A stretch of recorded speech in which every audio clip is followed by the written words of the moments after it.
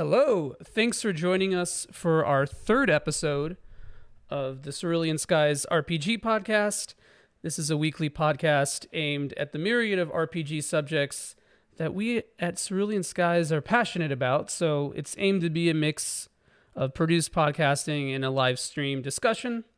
So we always encourage folks to engage with these talks, whether it be in the live chat, on the Discord, or through other aspects of social media.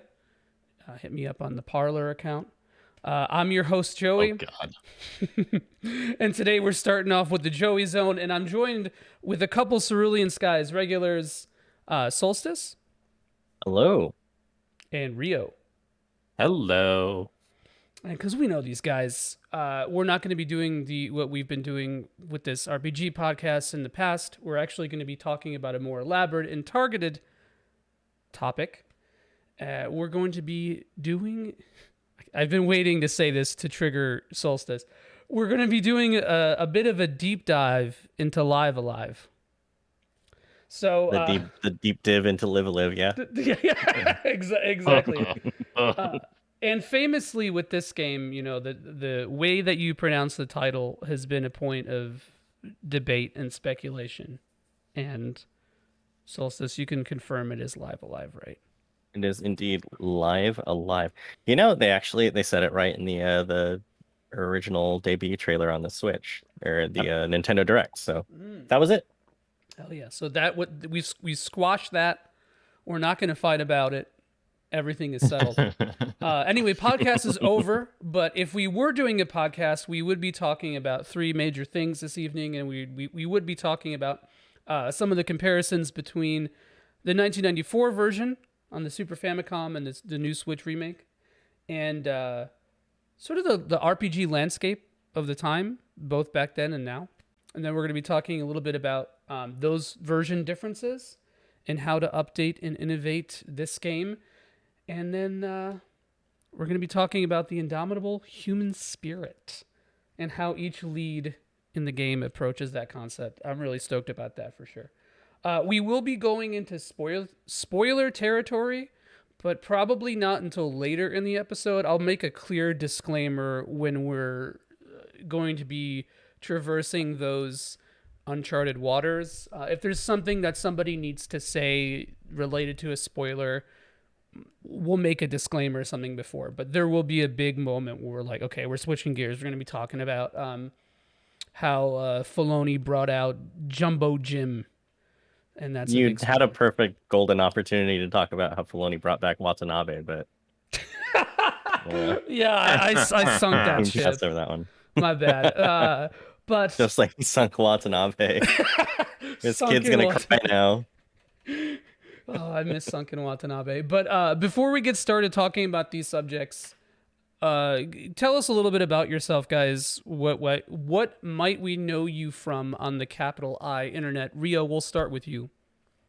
So if you've ever, you might know me from my YouTube channel, CommRio. I talk about JRPGs a lot in there, although not exclusively. I, of course, am getting a decent amount of attention at the moment on the channel simply because I made a localization video, and that comes up anytime localization discussions happen. Otherwise, I've got a Twitter. It's used occasionally, but it's mainly the YouTube channel, and joining in on Cerulean Skies one. So thank you for having me back. Yeah, dude, it's always a pleasure to chat with you. And I think one common thing that we're going to be touching on a bit is Rio and I back in the day, back in the murky waters of, I think 2021, did a live stream discussion about Octopath Traveler. So if we're self-referential, I'm sorry. And I'm very disappointed we skipped over the other HD2D game in between. When's our triangle strategy one, Joey? Man, I had to play through it first. I've only played the demo. Solstice might be really good for that. And speaking of which, Solstice, you want to tell us a little bit about yourself? Sure. Not really a whole lot of online presence. Not really like a big full-time content creator or anything like that. But if you have seen my lukewarm takes on Twitter, or if you've been hanging around the Cerulean Skies Discord, you're probably familiar with me. That's about it. I'm just kind of upset you said that because you were the first person I think of when I think of the phrase terminally online. For better or worse. Oh, ooh. And just right off the bat, Yaiko trying to erase me. But yeah, if you guys ever do want to do a triangle strategy podcast, this would be an awesome opportunity to do so, because this is why I think we're hosting this RPG podcast, just to give people an in or something to be able to launch these kinds of discussions. So hell yeah. So let's launch it now. Forget all this work. Let's get into it. Improv. Well, here we go. Actually, that's one of the tags for this. Just like your roommate's awful things that he drags you to, the tag is improv. So here we are. But speaking of improv, let's. This is my segue into the actual meat of this discussion. So we're going to be talking about the first major tenet here, and that's the 1994/2022 RPG landscape comparisons. But I think it's helpful a little bit to do some history, like not too much. I don't want to get too stuck in the weeds with this because this is a big problem for me. I can just there's a Joie explanation channel redemption point that just explains how in the weeds I can get. So it originally came out on September 2nd, 1994 for the Super Famicom, and the remake came out the 22nd of July, I think. The lead director of the project was in the 1994 version was Takashi Takeda. He might know him from the director of FF4, Chrono Trigger, Parasite Eve, a couple other things. I think he got started just doing sound and graphics on a bunch of early Square projects. And this was his first. Live Alive was his first game as a director, so that's interesting. Music, Yoko Shimomura. She did Kingdom Hearts in the future. She will have done Kingdom Hearts in the future. FF15, Legend of Mana, a little game that few people have heard of called Street Fighter 2, a bunch of other RPGs for Squaresoft and otherwise. To cut in here, Live Alive, just to add to that, Live Alive was actually Shimomura's first project at Square. So she was coming straight off of Capcom. Yeah. So basically right off of Street Fighter 2, which is, I think it's going to be a little bit relevant later. Yeah. So that was her first project right after joining Square. And Takeda, Live Alive was the first game he served as director for. Oh, yeah. Word. Did I not say that? Yeah, you mentioned it. Okay, cool. Yeah, that's interesting. So lots of firsts. Yeah. And so funny enough, which is not the first time that Square has done this, due to poor archiving techniques back then, the original MIDI files were lost because in the 90s, nobody backed that stuff up, and that continued into the early 2000s. So when the remake was announced and produced, Yoko Shimomura had to go through her songs, I'm guessing, and just try to parse out the notes by ear, which is not uncommon for these older games when they get remade or ported or etc. So the concept of the game was born as a sort of alternative to Final Fantasy's linearity, at least scenario linearity. It's an attempt to have multiple time periods and settings without being completely bound to a singular narrative, although I would argue that the latter bit of that was kind of thrown to the dust.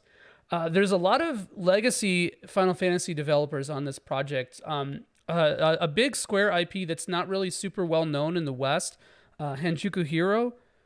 A lot of developers from that series worked on this also, and Hanjukuhiro is it's a strategy RPG. It's like one of the seminal strategy RPG series in the 90s. And you're going to see a little bit of that, I think, in some of the battle system and SRPG/TRPG qualities of the game. And so it was originally conceived with iterative difficulty, or compounded difficulty. So each successive scenario was supposed to get harder and harder. but then it was scaled back to like the 31 flavors type, where like each scenario has its own kind of difficulty. There's a lot of rejection of like typical RPG mechanics. Enemies like show themselves being hurt, and this is, I'm talking about the original version, by the way. This has changed in the remake a bit. Enemies like they, there's no like health bars really. You could see your character's HP, but it's sort of a little bit. It's a little bit more vibes based, right? And I think along with that, the battles are quick because it's only a couple moves and then the enemy dies or whatever. And I think that's also sort of rejection of the holy crap, we're stuck in this battle forever.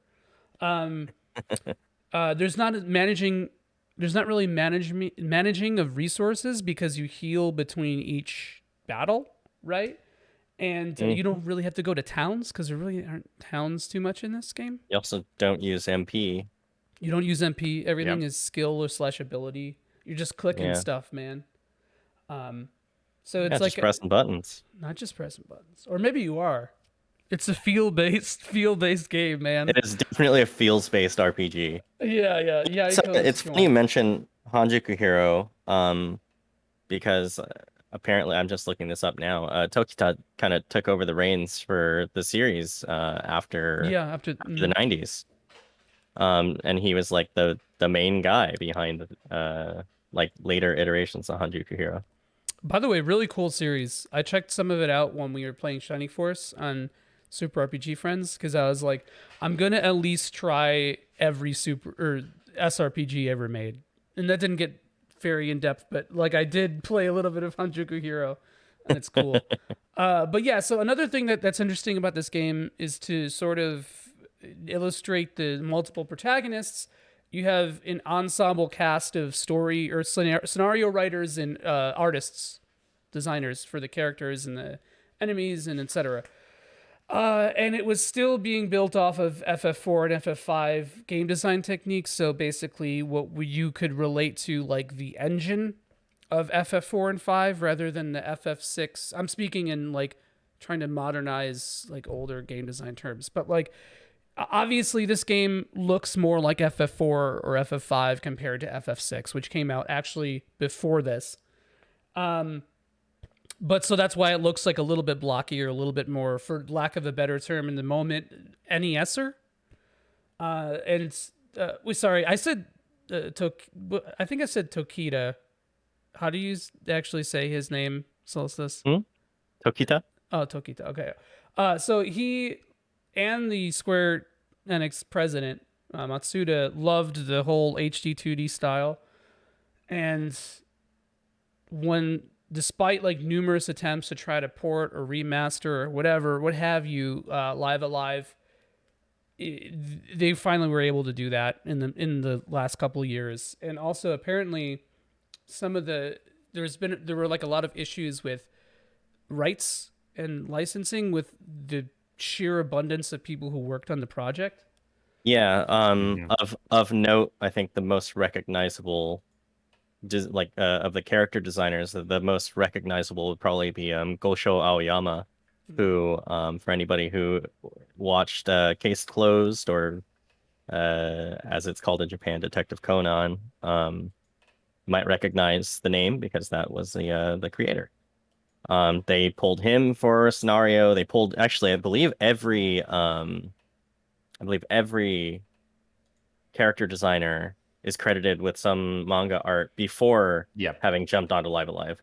So you have a lot of like sort of prolific Japanese artists that were already working on tapped to work on this game. And famously, the game did get some notice in Japan for virtual consoles because it was brought over for the Wii U and for the 3DS during that time, but only virtual console. So famously also I believe it's the person who wrote the Evangelion OP wrote the lyrics to the new Akira opening. The super cheesy the Steel Titan. Yes, so good. which was in the original, but like not not the fully vocalized version. But so the that would actually be like a Famitsu thing, if I remember correctly. There was there was like this whole deal where people like did fan lyrics to the Steel Titan opening, and then Shimomura ended up incorporating that into the arrangement. And the person that sang it was actually Hironobu Kageyama, who is like super famous for doing a bunch of like not only mecha TV anime openings, but also he is like the main guy behind all of the Dragon Ball Z music. Right, yeah. The DBZ openings. So yeah, it was like a huge name attached to this new part of the project, which is really cool. They really, I feel like they really pulled out all the stops for this remake, which was like really cool to see.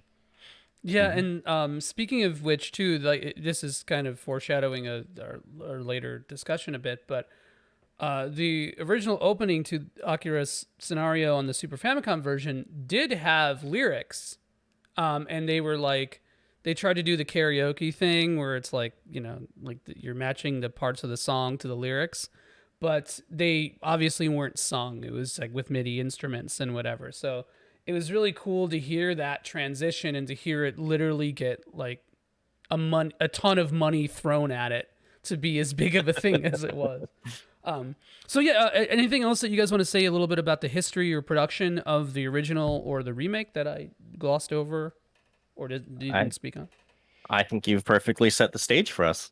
Well, I do want to at least acknowledge that they did have a developer that worked on it in addition to Square Enix, which was Historia. Brought in to help with that. And I heard an anecdote on that apparently they were a little nervous about the staff coming in because they weren't sure if they were going to be able to work on it. And then they discovered that quite a few of the younger people grew up with the game. And we're now getting to work on the remake, so that helped. Yeah, that's awesome, man. Because they did like the Caligula Effect games, I think. Yeah. I don't know anything about those games. Yep. I may be wrong. I don't know. I think that's about all you really need to know. I don't. I mean, just knowing your taste, I don't think it's for you at all. Look, man, I need 3 things in my games. Okay, a carrot on a stick.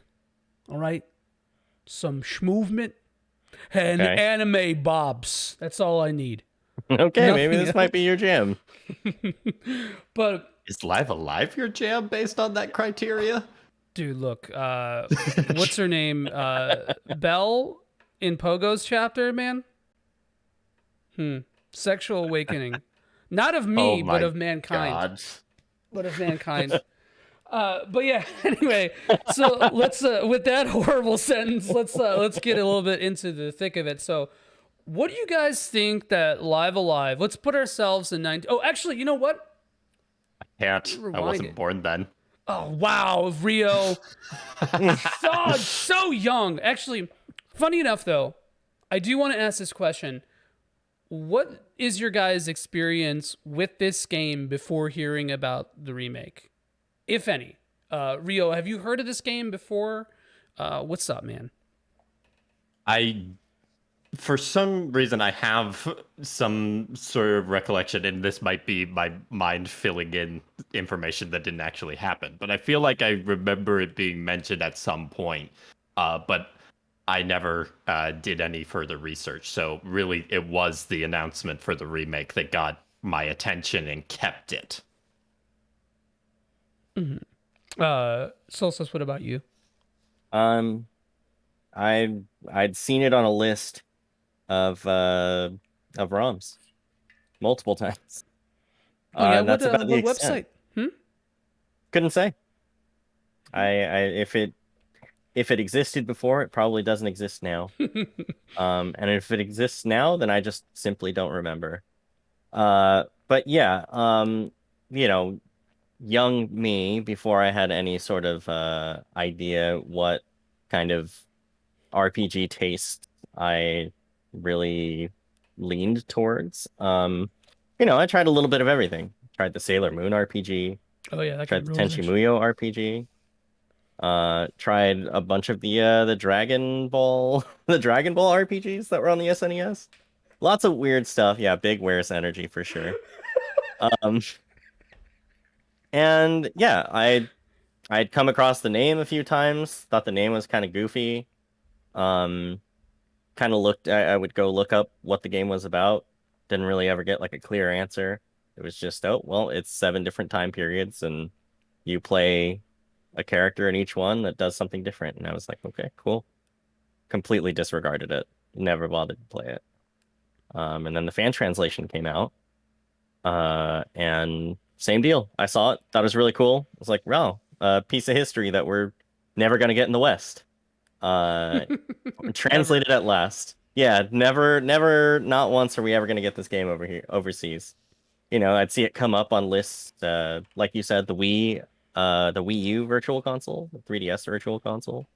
And I was just like, oh, awesome. We're never getting it here. And sure enough, I was made to eat my words by my own Sometimes you gotta employer. gorge. It's a good thing, Yeah. So, like, I think the website, I bring this up in every single thing I'm on, but on the website gamefacts.com or game FAQs, if you're of that school of thought, I remember hearing about all the games that we never got. This was, Jesus, to the year 2000, maybe 2001 at the latest. And Live Alive was on this, and I remember looking up photos of it, and I was like, dude, that looks like 2D Saga Frontier. That's sick. Not knowing that Romancing Saga existed because I was, like, dumb. But You were a child. I was a child. And I remember checking this game out, like, around 2004 or 5, and not getting... I don't think I got to the end. I definitely played a couple of the scenarios. I remember I played Sundowns, and I played... Prehistory, and I don't really remember Obero's chapter that much, but I'm pretty sure I played at least through either all the regular scenarios or most of them, and then I replayed it again before the when the remake was announced and blew up Solstice's DMs with it. So. Yeah, I was there. We were watching a Nintendo Direct along with, I believe, Super RPG Friends.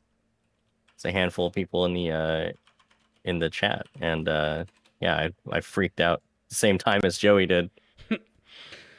We pooped our pants a little bit. Joey pooped. I just farted. I tried to blame it on you, but I could only do what I could. So I was just a little gassy, that's all. A gassy little Solstice. You love it. Speaking of which, gassiest character in Live Alive definitely got to be Pogo. It's Pogo, right? It's either Pogo or Gory. Yeah, Gory. It has to be Gory. Oh yes, yeah. You know what? Yeah, duh. I was thinking just main characters, but that's a it unequivocal depends answer. on how much you actually use Pogo's skills. True. Because he does have a fart skill. Mm-hmm. So, my segue was perfect.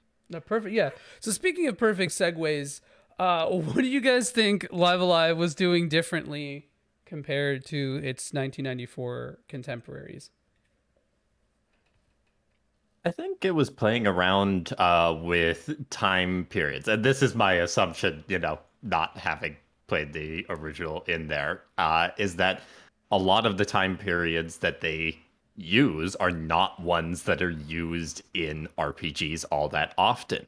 Sure, you can get your Edo Japan, Middle Ages, maybe even Imperial China in there, but you didn't have the Western style RPGs. You didn't have cavemen, those future ones, maybe a little bit the near future. But yeah, there was a lot more playing with that. And I know other games like Romancing Saga had already done the multiple protagonists and all that, but having them so separated through time and space, definitely, I think that's different than what a lot of current RPGs are doing, let alone back in 1994. Hell yeah, that's a really good answer. What about you, Solstice? Anything that you? Yeah. Um, Specifically with regards to Romancing Saga, because I feel like if I had to point to any one particular game, that sort of influenced the idea for Live Alive, it's got to be Romancing Saga. Mhm. Either that or I think two, is also kind of a big, like a big turning point for RPGs that sort of led to the development of this game. Um, and it has a lot to do with sort of the, like Rio brought up, the split protagonist approach, the timeline approach. I know two, Romancing Saga 2 in particular, is pretty, it's pretty well drawn out with like a multi-generational storyline. And that, I mean, clearly shows in Live Alive as well. That's like a really big thing. And it's not really necessarily like a strong narrative through line, but there is a lot of like thematic connection. And I feel like that's kind of where Live Alive, sort of departs from the traditional fantasy aspect of like a dynastic reign, like in Romancing Saga 2. With that in mind, yeah, they really, it seemed like they were bucking a lot of trends. And Tokita, obviously, he had been around for some time at this point. Um, so it seemed like the game was very informed by what a lot of other RPGs were doing at the time, but not in the sense that like, this is like a by the books, we're gonna do another one of these kinds of games.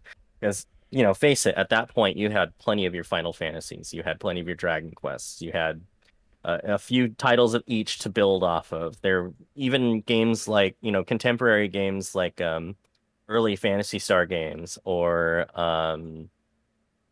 gosh, I mean, what else was around at the time? Like That's a good something like question. Breath of Fire. Yeah, yeah. And I think actually thinking about games that are of the time. I made a bit of a list here. So it's like you got Mhm. FF6 came out right before this, Breath of Fire 2, Earthbound, Lunar Eternal Blue, SMT 2, Beyond Oasis, Langrisser 2, and then right after, you not long after, rather, in 1995, you got the big one. You got Chrono Trigger. You got Lufia 2, Another Tactics Tokita Ogre, project. Mm-hmm. DQ6, and so there's a trend with these games though, man, because they're all kind of maybe not Lunar Eternal Blue really, but they were all sort of boundary pushing in some way, right? Or like they were Yeah, experimental in their own unique way. FF6 tried to be very narrative driven and cinematic.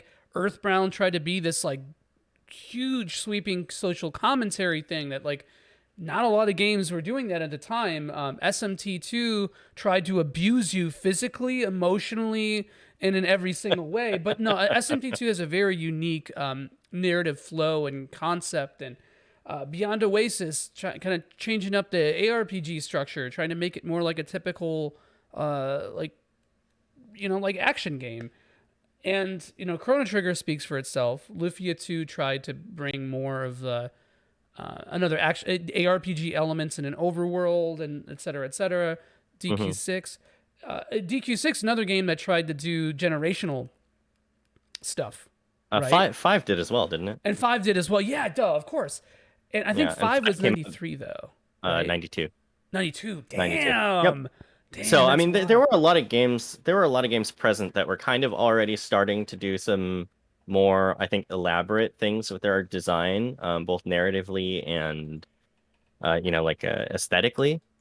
Live Alive kind of sits in the middle, where aesthetically it's not really. I feel like it's not quite up to speed with some of the other stuff at the time. But if I'm not mistaken, Tokita was taken off the project, or basically asked to curtail a project in order for them to put him on Chrono Trigger, Yeah. which obviously that cuts into development quite a bit.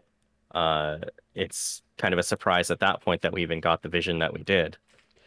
But I think what a lot of those RPGs sort of lacked, and something that Live Alive really made like very light and accessible, was some of the stuff that you were talking about. Just the very simplicity based structure, it's a very much more simple game than a lot of other RPGs at the time.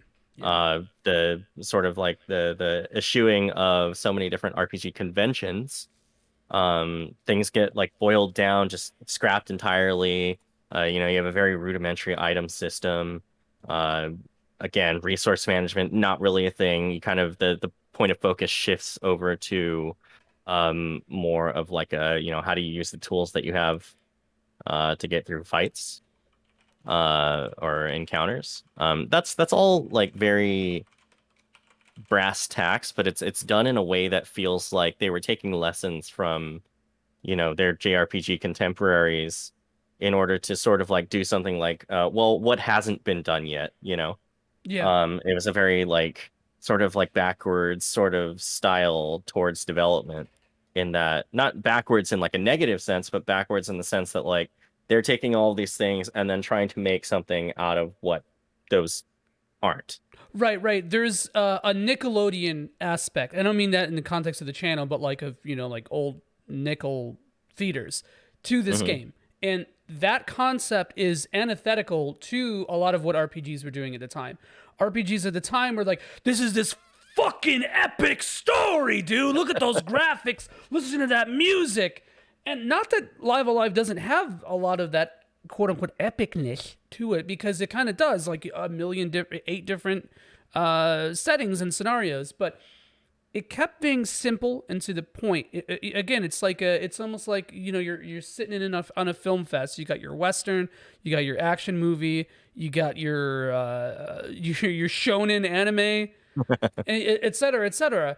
But I think that this game really, which is interesting because I think it guided you through stories in such a way that I don't think you saw that happen until FF7 even. Because Mm. if you look at the game and how it plays, and this is true, I'm speaking of the remake, but it's very true of the original too. The game is easy, right? And I don't mean that in a pejorative sense. It's easy because it's light and it wants you to see its story. It's not Hmm. about like pressuring you into dungeons until then it is. There's a point where it becomes that. But regardless, it's meant to ease you into these narratives. It's like tugging you along. And so a big part of that is, I think, we were joking about this earlier, but I think it's really true. I didn't quite realize it. It's a very feels based game. In the Yeah, Super absolutely. Famicom version, you didn't have descriptions for anything. All the titles for the moves were wacky, like ooga booga and stuff like that. So you had to literally feel your way through them, which I don't think games really did. I mean, you have stuff like Phantasy Star that tried to immerse you. Oh yeah, Phantasy Star 4, also 1994. What am I thinking?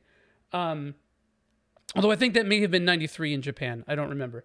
But regardless, like a game like that tries to immerse you with its like obtuse words and skills. Like Solstice, you remember trying to figure your way through the skills in PSO when we were playing, and we were like, Yeah.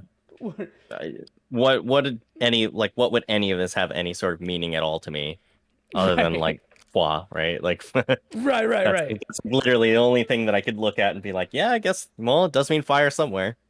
Right. And Um, so, but yeah, so I feel like that kind of stuff, it really lends itself to like just exploring the game and putting your own experience, that like theater aspect, sitting down for an hour, because each scenario is only like an hour to 3 hours, maybe give or take. And so like, it's really about that.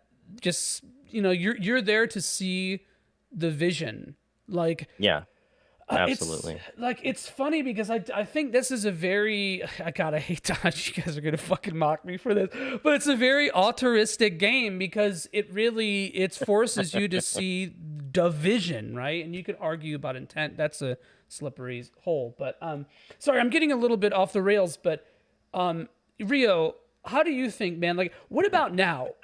What's the relevance that you think this style of game has to 2022?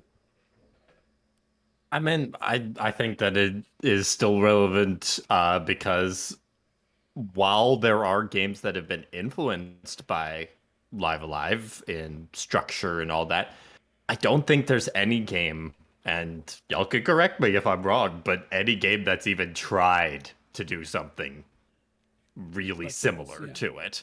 Not, It's yeah. it is really. a one of a kind game, but also one where even if you have someone taking inspiration, they don't even have to take inspiration from the whole thing. They can just, because there are so many distinct elements to it, you can take Mm-hmm. inspiration from various different ones, and each one is different than how a lot of standard RPGs have done it. And you were talking about uh, the experience of it, and thinking about it, it is really kind of like you've got 8 different genre movies that you watch through, and then for some reason these very different genres join together at the end.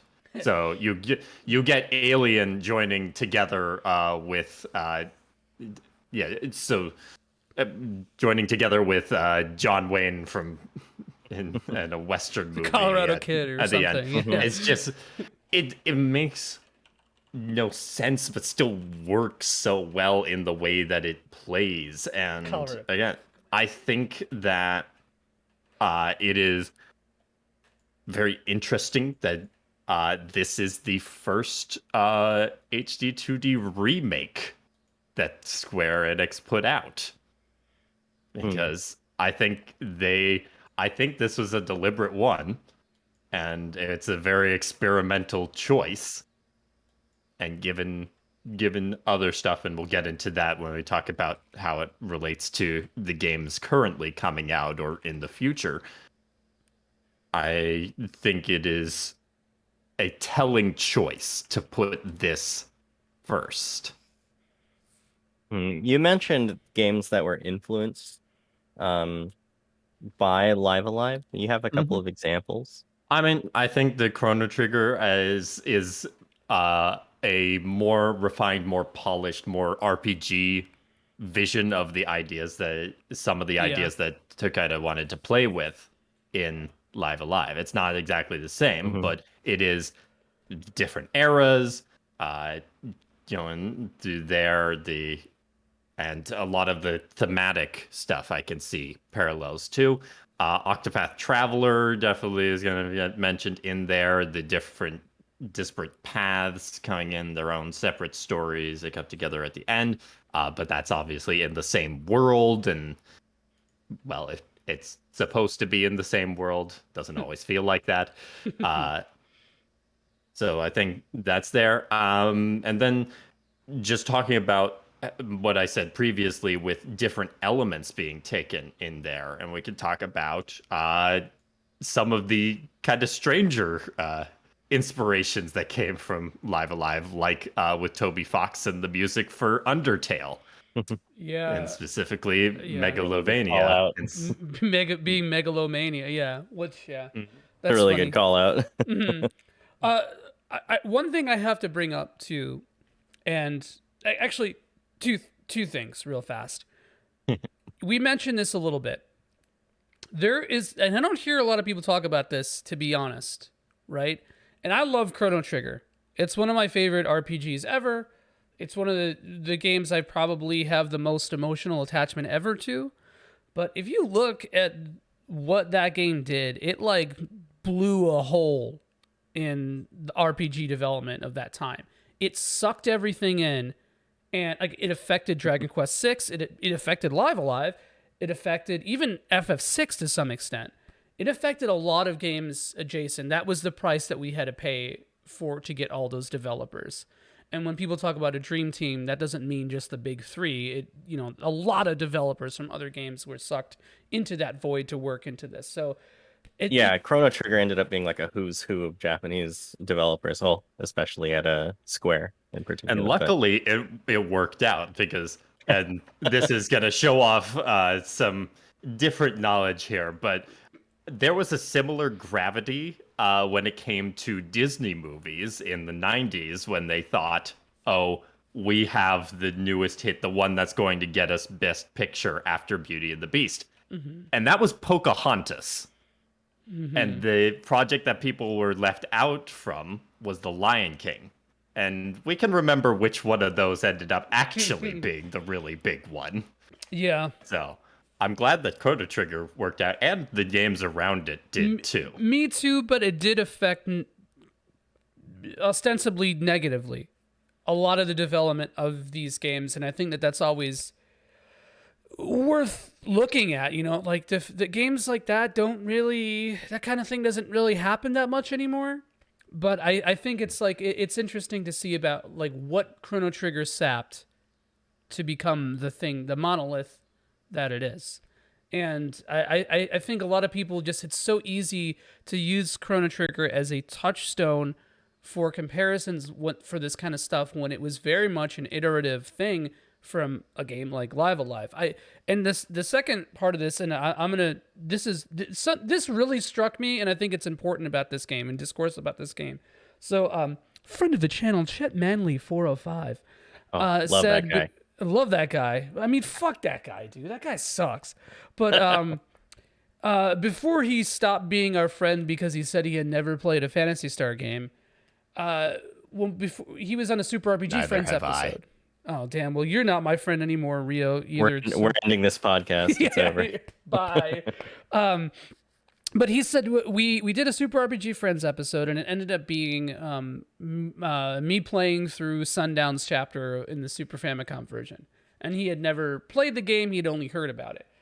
And what he said was, he asked a question, and the thing is really true, and I still think is very true of discourse about this game, is what makes Live Alive special? All I hear is, oh, there's 8 settings and characters, and it's really like cool. And it's like, oh, but why is it cool? Oh, because there's 8 settings and 8 characters, and it's like cool because they have different perspectives. Yeah, but what makes it unique?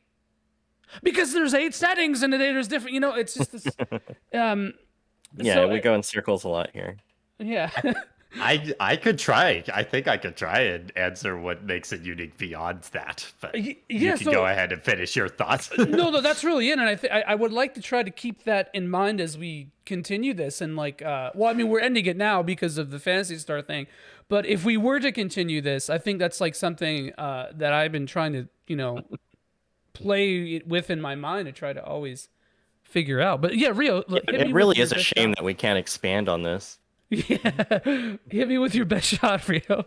Yeah. Okay. So, and this is something that is gonna come up in the video that I'm making on it, since this is very good timing. I am literally in the process of making a video on this game in the meantime. But each chapter has a twist, at least one twist on the gameplay formula, both for the game itself and for general RPG mechanics. And I sort them into 2 categories. We have ability differences in there. So that's Pogo's sense of smell for getting enemies out there. That's Oborumaru's hiding skill in there. Or it's a structural difference to how it works. And that's stuff like the Sundown chapter, where you're setting all these traps up before it's there, and every single battle is scripted. Or Imperial China, where the progression is based on your training and working with the students.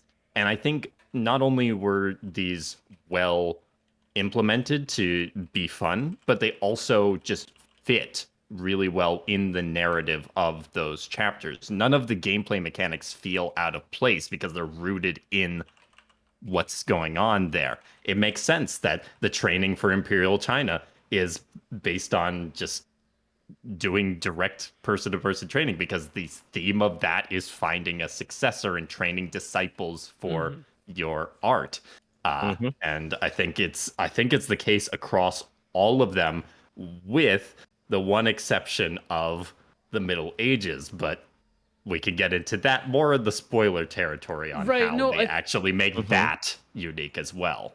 So, no, I think that's a really, really good point. And it's something that I really appreciate about this game, because you never really quite get comfortable with that, because there's always those twists and turns, slight subversions and whatever. But I'm going to be the guy in the back of the class in Philosophy 101 who's like, yeah, I don't mean to play devil's advocate, but do those things actually make the game play better? I would say yes, but I don't think. I think it does depend on the player, and that So- it's not a game that's going to be for every player. But that's my very basic shut down that devil advocate answer. Please shut that guy down. That guy sucks. Solstice, what about you? The additional skills that you're talking about here, those weren't at all present in the original? No, they were. Everything Okay. in pretty much everything in this game, besides the obvious quality of life stuff like the radar and the voice Sure, stuff, yeah. is pretty much in the game. Like the pogo Okay. smelling thing is, the Oboromaru's hide is. Yeah. There's one thing. One big noticeable difference is in Oboro's chapter. The password was something that you, the player, had to keep track remember. of. Yeah. So Right. there's a couple things like that that we'll talk about when we get more into the version differences. Sure. But yeah, all that stuff was there from frame one, baby. Mm-hmm. Yeah, I don't know. It's like, it's hard for me to say because admittedly, knowing about the SNES version of the game, I feel like that was sort of my question too, and it never really got answered. So it's a little difficult for me to just come right out and say what exactly makes the game so special. Which obviously, like, I think after playing the Switch version, things became a lot clearer. Yeah, it's a very interesting game in that there's like, I think, it's not really about the difference in perspective and the 8 different paths that really brings this game home. To me, I feel like there is sort of like an underlying ambition behind basically every aspect of the game. Yes. And it's very, it's really hard for me to explain this, and it's going to sound kind of vague. Feels based. And unfortunately, yeah, it is as vague as I can make it, but it's a very like feels based game, in the best way. We keep coming back to that, but Dude, it's so it's good. becoming more and more important, right? It's becoming more and more important the more we talk about this, because the fact that we keep circling back around to this feels based, sort of like half meme, half serious description of the game really goes to show where the designers put their focus. It's a game meant to elicit feeling. It's a game that's meant, not necessarily just for the sake of engagement.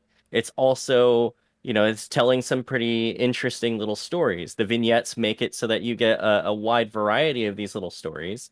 But it's not so much the breadth so much as the depth of each individual story, I think. Yeah, I think that's a really good point. And actually, I'm really glad you mentioned that, because that was the question I was going to ask, is how do you think the storytelling method of Live Alive compares to some of the other contemporary RPGs? And along with that is like, how does it get you personally as the player emotionally invested in the story? And I think a really good example of this is Cube's story, which I'm always going to come back to, because that story destroys me, man. It has so many, it like runs the gamut of human emotion, and it's like, you have fear, right? You have the idea of posterity with passing down things. With Cube, you have the idea of like corruptible human nature. With what's the colonel That's guy, the Darth. commander, or the He's yeah, just Darth, the colonel. okay. I forgot his name was Darth in the original. I don't It's remember. Darth. It would, if they did it. It's remake, Darth again. It's Yeah. still Darth. Yeah, Darth 2. Yeah, Darther. Darther. Oh Yeah. God. Yeah. There's each character in that story, I believe, is made to convey a theme and also be just chock full of pop culture references. And that kind of dense writing and storytelling goes a long way with so few words, right? And okay, one other thing that I think is really important to consider is the script in the remake is not markedly larger than the original. Right? No, Like, I think largely it's about the same length. yeah. I mean, certain sentences are like continued a little bit more. It's a little.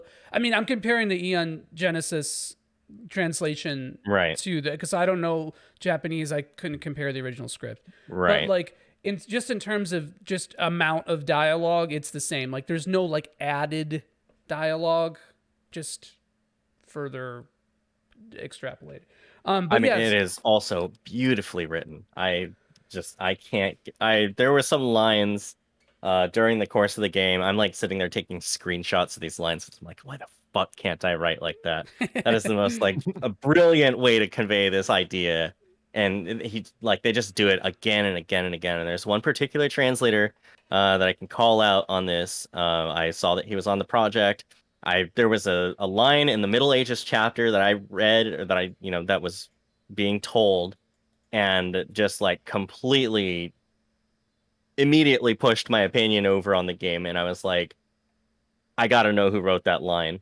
And when I saw the translator, one of the lead translators on the project, I knew immediately. I was like, oh, of course it was him. who was it? Drop that It's name. a fella named John Crow. Oh, okay, Um, word. uh, Partially, I mean, partial credit to him, partial credit to the Loke staff that worked on the game, because all of them did it, all of them were in it together.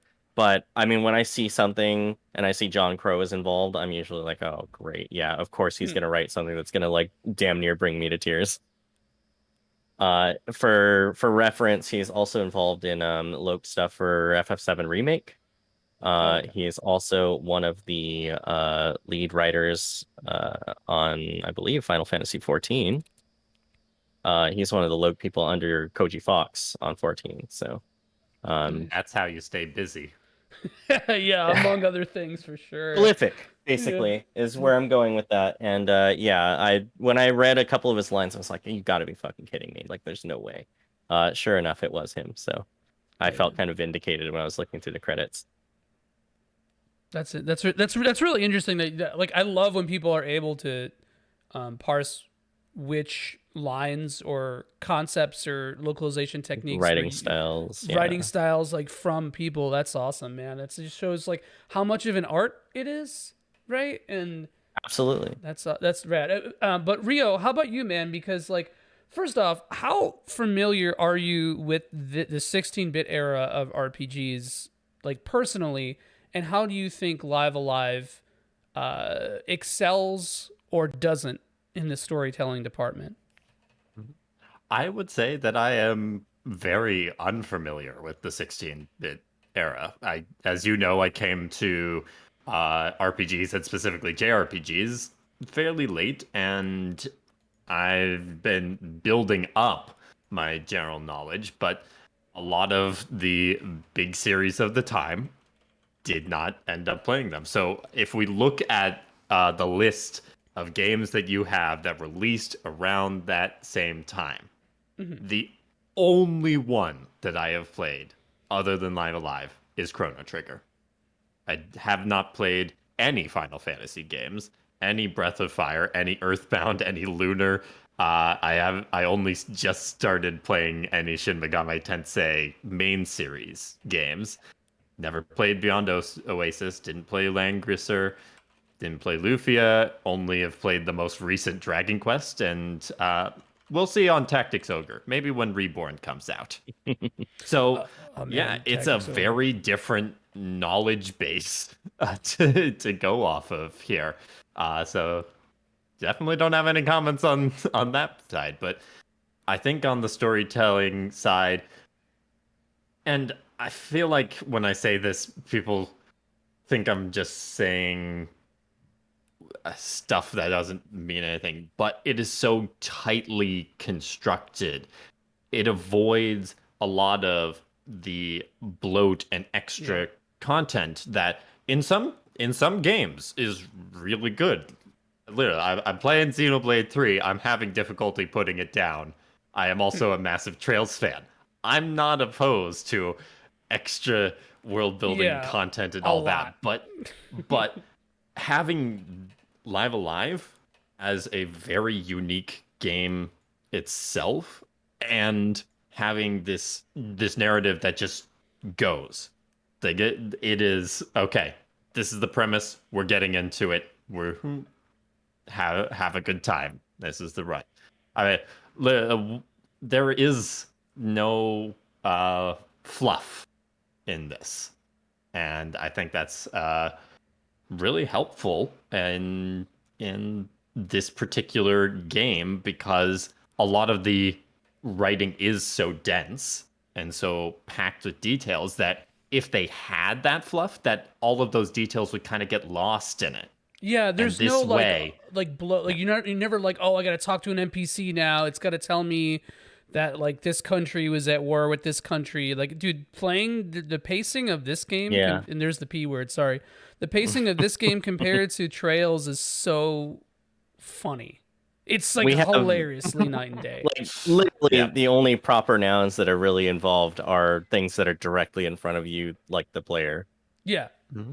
Yeah, you have a lot of background lore. The closest thing to side content in this is Watanabe.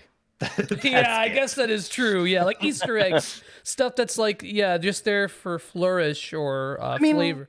But so I think that's a good point, Shell. That you the final chapter does have a significant amount of like you can branch out and do this kind of thing, side quest stuff, but none of it is like necessary. None of it really makes that big of an impact on the finale. Literally none of it will determine any sort of difference in your ending other than, collecting all of the characters at the end. Mm-hmm.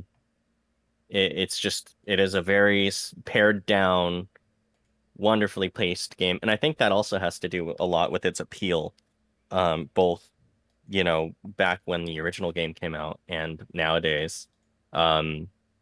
I think I finished the game in somewhere around 28, 29 hours, which is brisk by RPG standards, I think. Yeah. Especially now. That is a breeze by RPG standards. And none of it is to its detriment. Like, the game is amazing for being as quick and breezy as it is.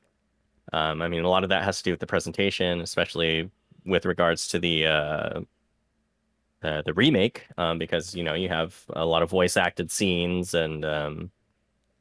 the music is updated and a lot of this stuff kind of like helps you get carried through the game a lot easier than like revisiting a 1994 game in 2022, which is admittedly kind of difficult for some people. There's some more than others on this list. Even like sure. SMT2 compared to FF6 or Earthbound is like it's night or day. Yeah, exactly. So I think that's a very important part of why it's so appealing then, why it's so appealing now. Why it had such lasting power too. Look no further, I would say, than the Japanese voice cast of the game to see what exactly I'm referring to when I say lasting power. Because the Japanese voice cast for the game is absolutely star-studded, which is unbelievable. When you go back, a lot of the people that were hired on for this game were specifically hired on because they were so adamant about joining this project because they were fans of the original. So that tells me a lot. Nice. Yeah, it's a passion project for a lot of the voice actors. Obviously, we have like a pretty much all new voice cast. It's kind of unfamiliar with what was going on with the original release, I would assume. But I mean, even they sort of when it came into their own pretty well over the course of the game. I had very, very few complaints, if any, about the quality of the voice acting in the game. Oh yeah. Solid. Thoughts on that. Yeah, me too. Think I'm with you on that, Rio, because some are way worse than others. But yeah, hold on 1 sec before we talk about the remake stuff. And I realize that this is more of an analysis than a review. Unfortunately, I'll update the taxes. But I think that's better. That's neither here nor there. But I just thought of it and thought I'd say it. I do want to ask one question before we move to the next topic, though, because I can tell that we're kind of like the criticism needs to come out. I do want to ask how you guys think Live Alive fits into 2022's RPG climate. Because, I mean, I like bringing this up when Solstice is around because I like to say the year of Square Enix to make him both cringe and also be like, yeah, it kind of is, though, at the same time. It really is. It is, though. So you got... Look no further. the Diofield Chronicle, Valkyrie Elysium, Xenoblade 3, Star Ocean, the Star Ocean 6 out of 10. The Pokemon games, you had God. Arceus, and Can't do this Scarlet during and the Violet? marketing cycle, Joey. Rune Factory 5. I almost called it Runed Factory 5, which it kind of was through the Switch. Thanks, Switch. Stranger of Paradise. Big ass game. Love that game. My goat. And then you have, like the more not traditionally like turn-based or whatever, like typical RPG games like Elden Ring. And then you have remasters like Chrono Cross and Saga Minstrel Song. Romantic Saga Minstrel Song. And anything else that I forgot here, really? I mean, it was kind of sort of. I mean, we're coming off of the Saga Frontier remake, even though that was last year. And I also want to add in Tactics Ogre Reborn. Oh, that's right. That's this year. Yeah, soon yeah. on that. Yeah. There is. That's right. Damn, this And year's... I find- Triangle Strategy. Yeah. Triangle Strategy will also happen this year. Yeah. Mm-hmm. Damn. That just shows you how stacked. So, yeah, how do you guys think this fits in? Because personally, I think that, like, having a brisker game, like Solstice was saying, is a really good way to offset some of these, like, lengthier, thicker guys. I'm curious as to what you guys think, though. Rio, you want to tackle this one first? Sure, I can take it. I will definitely say it was nice to have that in between all of the log RPGs, because now now everything is log RPGs in there, like Xenoblade 3, like Soul Hackers 2, like Trails from Zero coming soon. Yeah, so it was nice to have this at least in between, for that. But as for how it fits in just in general with the games, I definitely see for Square Enix that they are going back and looking, okay, what can we do? What worked in the past? What can we bring back? What can we reimagine in that? And that's what they're doing. They are reimagining with Triangle Strategy. They're trying really a new thing with Diofield Chronicle. They're bringing back Valkyrie Elysium. They're bringing back Minstrel Song, Tactics Ogre, all those ones. They're really trying to throw a lot at the board and see what sticks. And I am very glad that Live Alive, we got the news on how it did in the first month, and it topped 500,000 sales. So that is really good for a game like this. And then I also kind of see this trend in the industry in general. And I'm going to bring up some ones that are not on here. Yeah, please.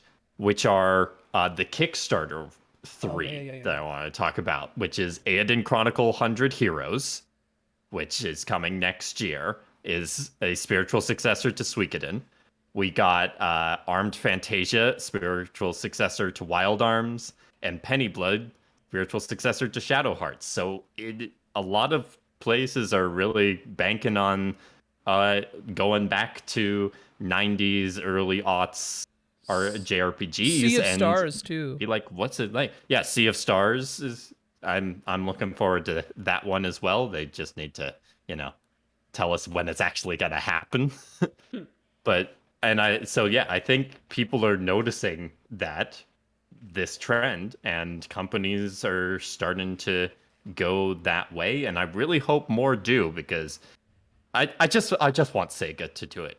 Come on, just Skies of Arcadia. Good Skies luck, of Arcadia Rio. needs it. Sega It needs hates it so everyone. much. Skies of Arcadia needs this so much. Yeah, that's for sure. But yeah, I think it honestly has a place, man. And I think that putting it in HD2D was honestly a smart marketing decision, despite my particular acrimony toward it, because distaste, let's say that, because it's like, the multi path multi-scenario thing that you saw in Octopath has a through line with being HD2D and Live Alive. It's immediately recognizable from just a marketing standpoint. And then you have Saga Frontier, which kind of is like sort of like the middle factor there. and then Triangle Strategy also being of that same visual style, I feel like it just makes people more comfortable with how it looks. And I think Mikhail said this, but like the past is more marketable than people realize or whatever, and I think that's true. And I think the West never getting this game, this is a great thing to do. It was probably, compared to some of their other projects, maybe not as expensive, maybe a little bit like efficient in terms of money, but it's there to bring more, to solidify Square Enix as a brand again, to really try to get them back to 1994, the reputation that they had there. And hell yeah, man, if this is the kind of stuff that does it, and I'm very happy with this remake personally. So what about you, Solstice? What do you think about this compared to 2022's landscape? Well, so I did already kind of touch on this, not only with regards to how a lot of the Japanese voice actors felt about the game, but also just sort of how things have shaped. Obviously, my personal perspective, been playing games all my life. And as a kid, obviously, I had a hell of a lot more time to play games than I did now, where, I'd finish up my homework or whatever when I was a kid and just sit there and fuck around on my Super NES or PlayStation or whatever it was at the time. So, like, there's that aspect of, this game is something that will eternally be like a solid 30-hour cruise, as opposed to a, sit in front of your TV for 2 weeks kind of commitment, as was the case with me in Persona 5, for example, as was the case with me in my current favorite game this year in Xenoblade Chronicles 3. Yeah. I have to very deliberately set aside the time to do that kind of thing. And Live Alive is like the perfect sort of place for me where I would be able to like pick it up, play for a couple hours. That was a couple hours usually was enough to finish one of the stories. Yeah. I didn't really have to commit myself to these super long, grueling, intense Scrimblow gameplay sessions in order for me to get through this game. And I think that's a huge... Sorry. No, finish your thought. My bad. I just think that's a really, really huge point of appeal for not only myself, but I would say like any other working adults who, just feel like they really don't have a whole lot of time to sit down and play games. Yeah. It's made it so recommendable for me. I recommend it to a lot of people because of that, I think.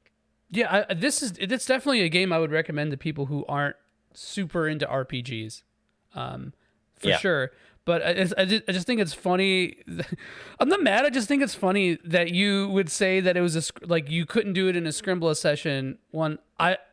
Literally, I think I sat down and I played this game for like 13 hours straight, and then slept for a bit, and then played 7 hours, and then finished it. And I know the game pretty well, like from having played the Super Famicom version. And so I like how you could do both, right? You could Scrimblow, or you can be a filthy, nasty, disgusting casual, like depending on the Absolutely, mood that you're in. yeah. Yeah. So no, I think that sort of, it's a versatile game in that regard. But the most important thing I would say is that it doesn't demand that of you, like a lot of RPGs do. Yes, the demand is like the operative word. Yeah, that's the most important section of that. Because like a game like Persona 5, I mean, obviously, when you enjoy a game enough, I enjoyed the hell out of Persona 5 and Xenoblade 3. When you enjoy a game enough, that 8-hour Scrimblow session just doesn't matter. It goes by in a blur. You're not really focused on how much time you're actually spending playing the game. And then you look back and all of a sudden your Persona 5 clear file's at 110 hours and you're like, what the fuck did I just do with my life for 2 weeks?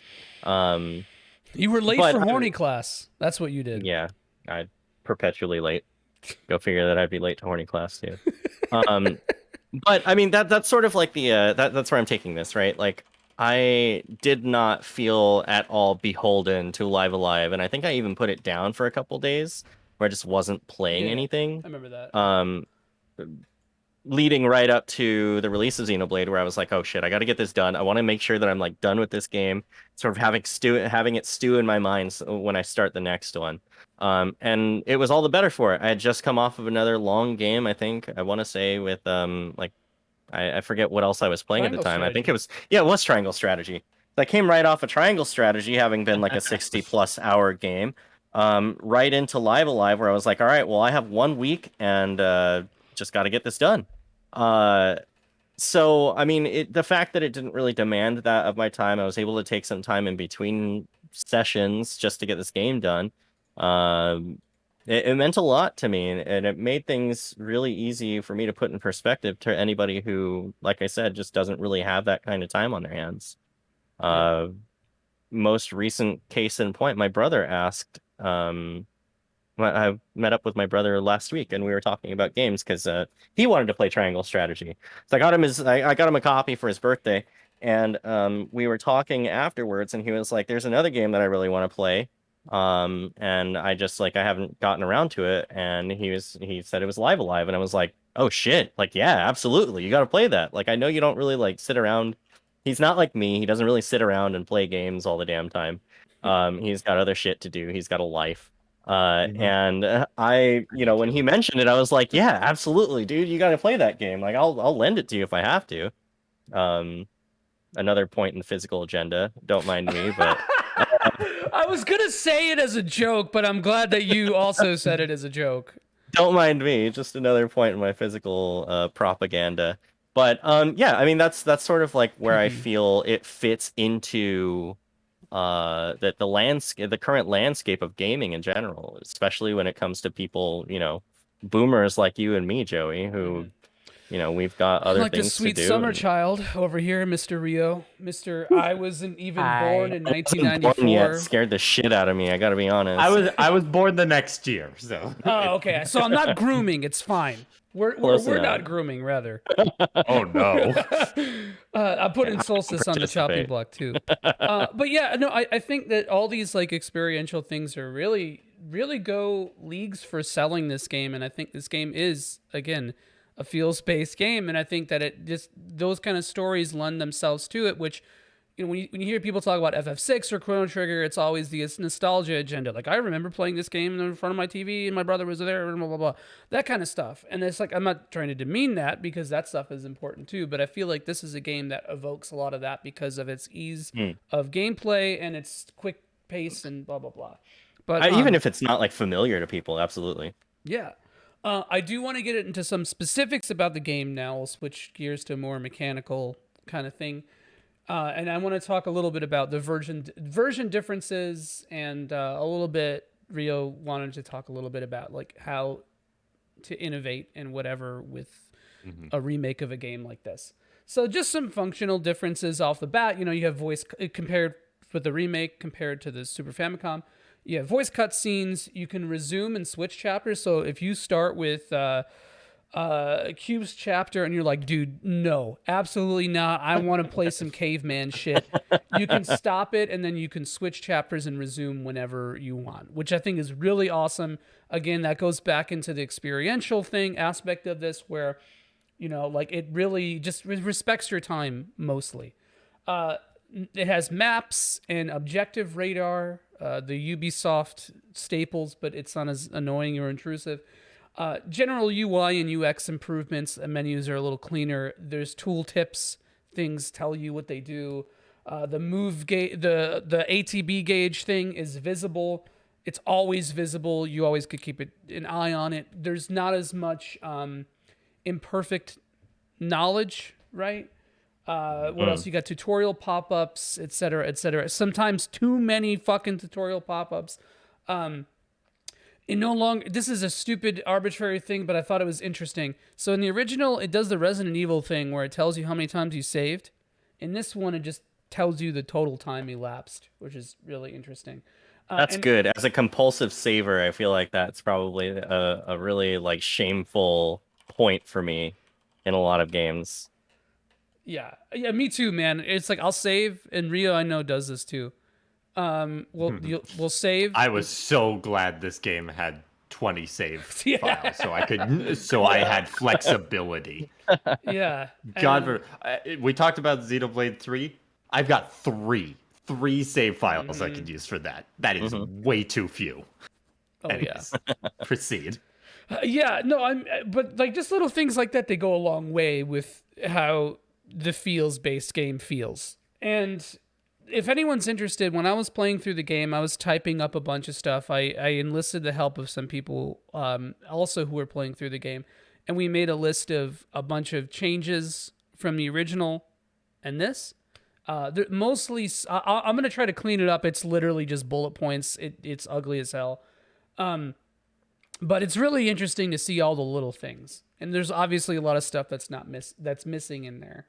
But I think one really interesting thing, and I'll start to get on the critical side of things, is okay. So the tutorials and the tooltips that explain to you what skills do, et cetera, et cetera. It says what type of attack it is, all that kind of stuff.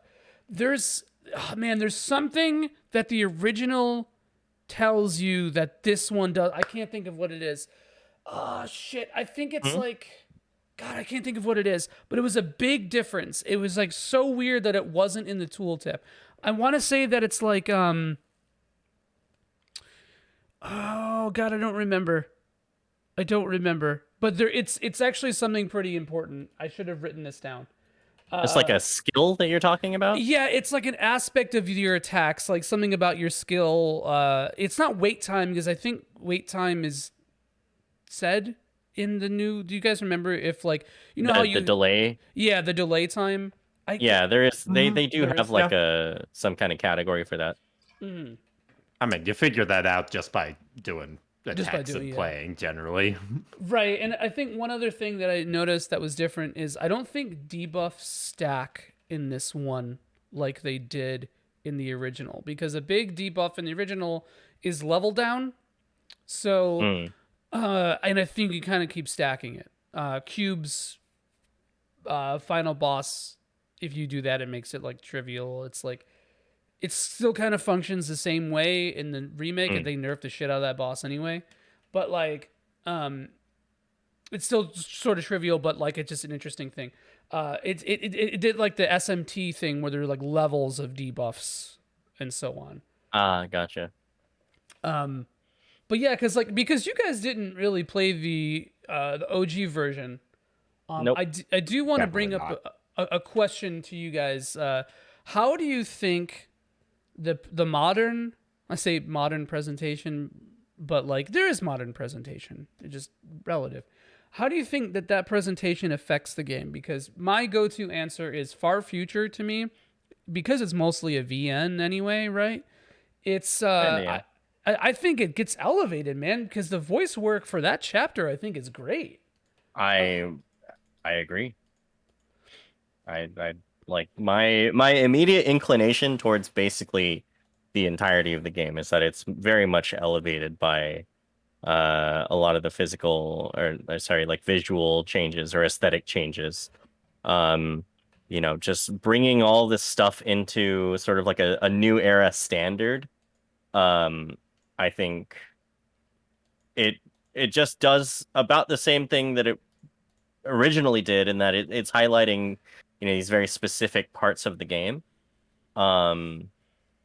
Most notably, like I think the narrative, the music, those are the things that I think the game most benefits from an update visually, and all these other things from, which sounds a little weird, but basically, like when you're not focused on how out of date a lot of the stuff looks or sounds, I feel like it gives you a lot of time to just kind of like bathe in the new aesthetic and the new feeling. Whereas I feel like part of I feel like it might even be a little bit distracting for like to go back and play an older game and be like, oh wow, like this is so rudimentary, or this is like Yeah, kind of like a especially simplistic, or like you could tell where the limitations were. right, especially when I mentioned a little bit of this before, because how I said that this game looks a lot more like FF4 or FF5 than FF6, Yeah, despite coming yeah, out after. And I think that was a big thing too. That a lot of even myself, and I'm not like a graphics oriented person at all, but that being said, you do see the kind of dusty ass Super Nintendo look to it, right? yeah, yeah, Compared yeah, to yeah. what even Chrono Trigger and FF6 and Tactics Ogre, which is a fucking beautiful game, and like everything Hmm. is so crisp.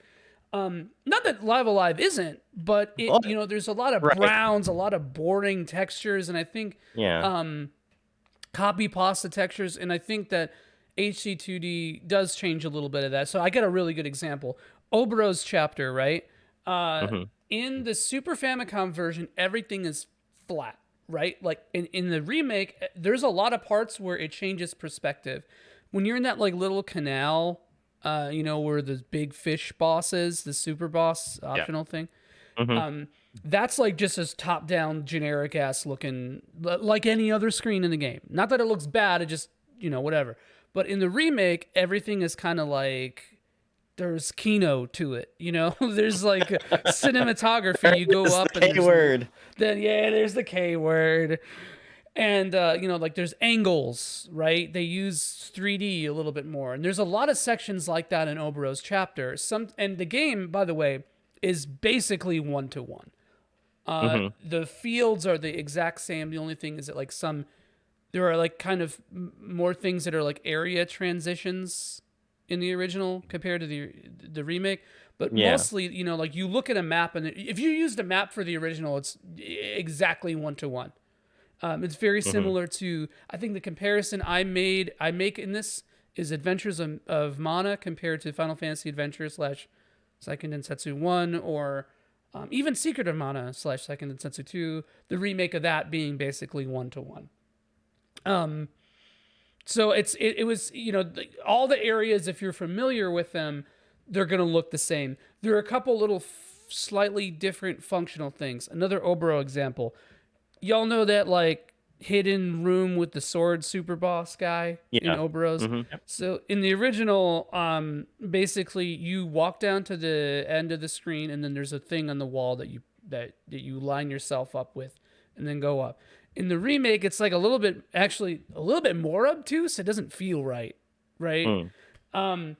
But like little things like that, Pogo's mini game is completely different and so much better in this version. There's a lot of like quality of life.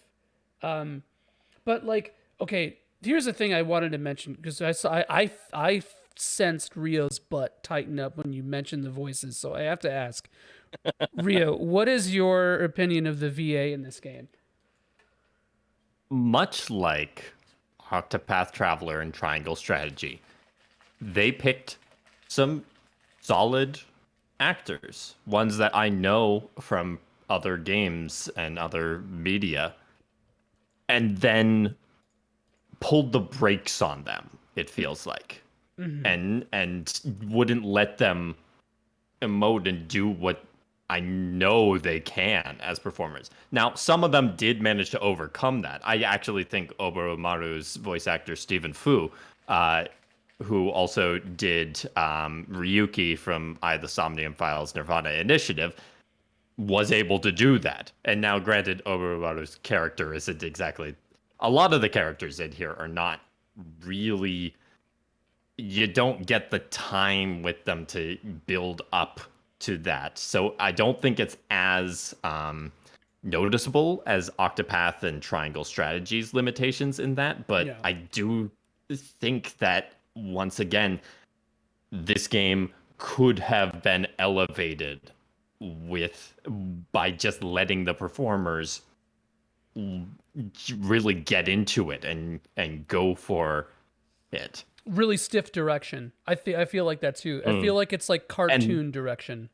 And that's the thing with Team Asano once. It always feels like it's the direction, and I don't know what it is or why it is, and it And Live Alive is probably the most minor example of the 3 Asano games that I've played.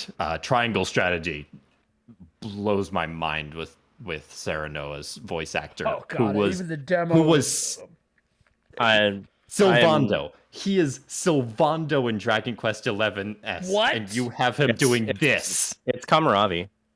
And yeah, Kamaravi from Oh Xenoblade my 3. god, dude, what? Yeah.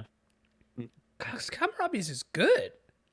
Yeah, I mean, and that's the thing. He's a great performer, and they just we're like, okay, just do exactly what you're doing, but 50% less. Yeah, I agree. I think Far Future is mostly really good. I think that was solid. I think Sundown's chapter had some that were really good and some that were just cringy bad. A lot of people on the same. Sorry, go ahead, Solstice. No, finish your thought. I said Sundown, so I'm done. I thought that Sundown's chapter was like one of the better voice acted sets.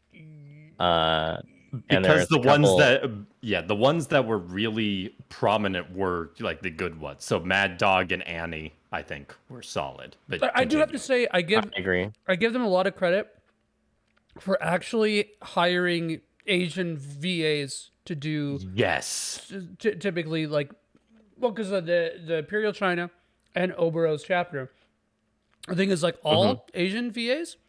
If not all, then mostly. Like awesome. high percentage. Not only a lot of actors of color, but also a lot of new talent. I know you made the mention of people like Stephen Fu, who's been around. He's the voice of Jamie in the upcoming Street Fighter 6. He's also just prolific as hell. He's like a super well-known anime voice actor at this point. And there's like maybe one or two other names. I want to say Susie Young was Yuffie in Intergrade, and she's Lei Kugo in Live Alive. I think her performance was really good. Yeah, no, she was good. She was very good.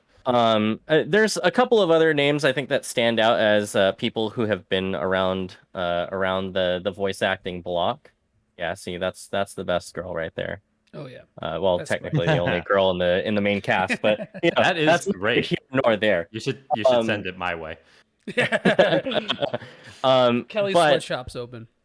I also think that a lot of the new talent, they had a pretty decent start. Now, that's not to say I disagree at all with the assessment of the direction. I think the voice direction, for better or worse, I think they have a very specific tone that they wanted to go with.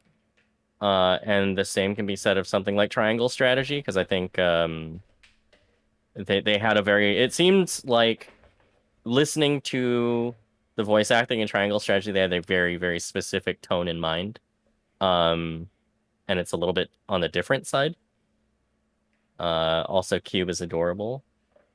Just thought I'd throw that out there. Cube, yeah. I don't know why you would ever mention unrelated. That, yeah. But I think that overall, the actors aren't really the actors put in some of their best work. Like there's some really good work in the game. I think it's just with regards to a lot of these Asano games, there is some there's some disparity between what the talent normally do and what they wanted the talent to do. Yeah, and I'm a hater here, and not really big time. Yeah, but first off, voice actors especially, but actors in general, you have to be a fucking awful actor to be noticeably bad in a thing, right? What makes things bad? Poor direction. Almost always that's the case. I mean, you have things like Hayden Christensen, who is just atrocious, and there's nothing that you could really do to save that man. But I know the VAs in this game are pretty good. I think that this could have been a lot better, but there's this reading of lines that just, it feels like they're just making people read between cartoon and anime, right? And it's like, Mm-hmm. and it's not like I get it. Like there should be a little cheese in it, right? Like Sundown's chapter, yeah, that should be cheesy. It's supposed to be, right? I mean, I think Or most of it should be. right, but at the same time, the things that are bad aren't the cheesy stuff. It's when the game tries to be very serious. And what's another chapter that stood out? Any that stood out for you as good, Rio? Particularly good? When it comes to voice, Yeah. let me think on that. I think another really good example of this too is Tactics Ogre from at least the trailer that I saw. Like, man, that's like that's like insanely good dialogue that is just being butchered with. I mean, I'd like to be wrong, right? I'm basing this off the trailer, but like just from that alone, it's like, dude, it just sounds very stilted. It sounds like the tone is not right. It just sounds like you're reading things off in the moment and just kind of scratching them off of a list. And then just like, okay, let's go along. Next line. And I don't know if there's like a lot of context for what the VAs are given themselves. But on another subject of sound, I think the music, the redone music that Yoko Shimomura did is fantastic. And I know apparently she had some anxieties about redoing the soundtrack because it is so beloved, apparently, from what I hear. And I think there's a couple tracks I'm like a little mixed on because that like, I think that the boss theme, especially, I like the way that pops on MIDI. I don't know if it translates super well because there's like the drums that are used for that track are very generic EDM. We're talking sounding. about Megalomania. Megalomania, yeah. Are really kind of generic, and I feel like just having like the poppier snare and the simpler like drum sound of the Super Nintendo chip really did that track more favors than what not that I don't like the rearrange, but like that's a kind of a weird thing with me in the new soundtrack. How about you guys? That's hardly. I feel like that's hardly the forward part of that sound for me, or that track in particular for me. I think the melody is just so overpoweringly good that like it just like most of the other stuff kind of gets drowned out. And I mean that like in the sense that like a lot of the detail is kind of like lost on me because I'm just so like I'm super feeling the music. Here we go again. I was sorry not We've to heard say this it. one before. Yeah, so we talked a little bit about the archiving of the archiving processes and how the meetings probably got lost and there was a lack of source files to work from, which meant that Shimomura had to approach this from the angle of, well, we don't have the original files to like master off of, so I'm just gonna have to go with what I remember, what we can hear here, and I'm just gonna kind of impart my flourishes to make this 2022 viable or whatever, right? So in that sense, it's a very feels-based composition process, I would assume. It is, yeah. Over the remastering process for other games where you have the source files to work off of, or you have sort of like a starting point.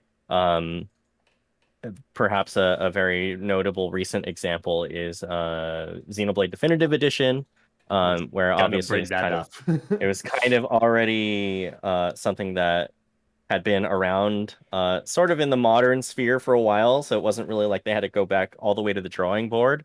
Or if you're so inclined, another 2022 release in Chrono Cross Radical Dreamers Edition, where I believe they said that they just straight remastered the master files that they had. Yeah. I want to say Mitsuda had gone on the record as saying that they basically just touched up the original masters, and that's what we have now. So obviously two different approaches to it. I'd say Shimomura's is more leaning Xenoblade than it was Chrono Cross because again there was no source file to work off of. But that really, really meant that she got to kind of impart flourishes and kind of make some subtle or not so subtle changes to her original compositions, but still kind of lined up with her vision. Yeah, and so I just want to clarify. So when you lose the archive MIDI files, that doesn't mean that you can't get those files. It just means you don't have the basically the programming for the MIDI. You don't understand that like this note is right here and there's like a syncopation there or whatever they used for that in the time. So it's specifically the breakdown. Right, like the notation. Think of it like that. And so like one, I kind of do wish that they had the original soundtrack option in this game. It's kind of a bummer that they didn't, but that's definitely the blueprints. Exactly. That's the thing that would have actually been an easy fix. It's not hard to just rip those files to the game. Like it's right. From the game rather. But yeah, not having the original MIDI files definitely sucks. Luckily, anyone, Yoko Shimomura is an amazing composer and musician. It's probably not like super hard for her to be like, okay, I was playing this here, it's or like the guitar was playing this part. But my issue with the soundtrack is, and it's not bad really, it's just a couple things that I'm like not amazingly happy about, and it's just a matter of preference at the end of the day. But it's just the VSTs, the sound banks that are used for some of the instruments. I think the drums in Megalomania are a really good example. Take a listen to that track after and listen to how they have like a warbly like pan effect on them, and it just like just you don't need it. Okay. And there's like a couple things like that where it sounds like very electronic, like almost like J-poppy. And to me, Megalomania is not a J-poppy sounding song. That's like a super but it is both melodic. Japanese and popular. What do you mean? Oh shit. Yeah. Thanks, Thomas. Yeah. But I think what Thomas actually dropped in here and said is really true. Like, there's a lot of charm in the soundtrack, and all the orchestral stuff goes really well. I think it goes really well with the medieval stuff for sure. I feel like that's where it really shined. And the Far Future, dude, it's like the same. That's because it's like mostly ambience anyway. That's like almost the same, and I fucking love that. I love that so much. So I think just to clarify, I think the original is not without its charm by any stretch at this point in time. Like I still think that the original game visually audibly is very charming. But there were a lot of choices that Shimomura made, in particular with regards to the soundtrack. There were a lot of choices made that really sort of brought home the disparity in setting. It's a wider variety of instrumentation. It's sort of like you can see, obviously there's like a lot of cultural influence on every track. You and I have joked about this a bunch before, Joey, that every era has a perhaps like culturally inappropriate theme song or battle theme. Some of them stick out much more than others. But the really big thing to me is that the change allowed Shimomura to flesh that out even more and to really, really drive home that these are different times and places. So we don't just have like one sound font to work with. We have a bunch of different instruments. There's a lot of like traditional instrumentation. There's like the shamisen in the battle theme for the Oboro chapter. There's I forget the name of the instrument, but like the Chinese stringed instrument that you hear, it's like the Chinese like violin. Oh yeah. That you hear all the time during the Imperial China chapter. Always there's like the little like whistles and like didgeridoos of the Wild West. Like every soundtrack is very much the Ennio Morricone kind of sound to the Western. And absolutely. And I feel like it's wild, dude, because you listen to that soundtrack on the Super Famicom version, and it's like insanely varied for how limited that sound chip is. And you still hear a lot of that you still hear a lot of that cultural influence in every track. Yeah. And a lot of that obviously has to do with the skill of the composer in the first place. I mean, Shimomura is a virtuosa. Like that's there's no two ways about that. She's a genius. That is going to be like sort of part and parcel to her composition. Right down to her doing her own little like send up of her own work. With the present day, the Street Fighter stuff with the Masaru's chapter.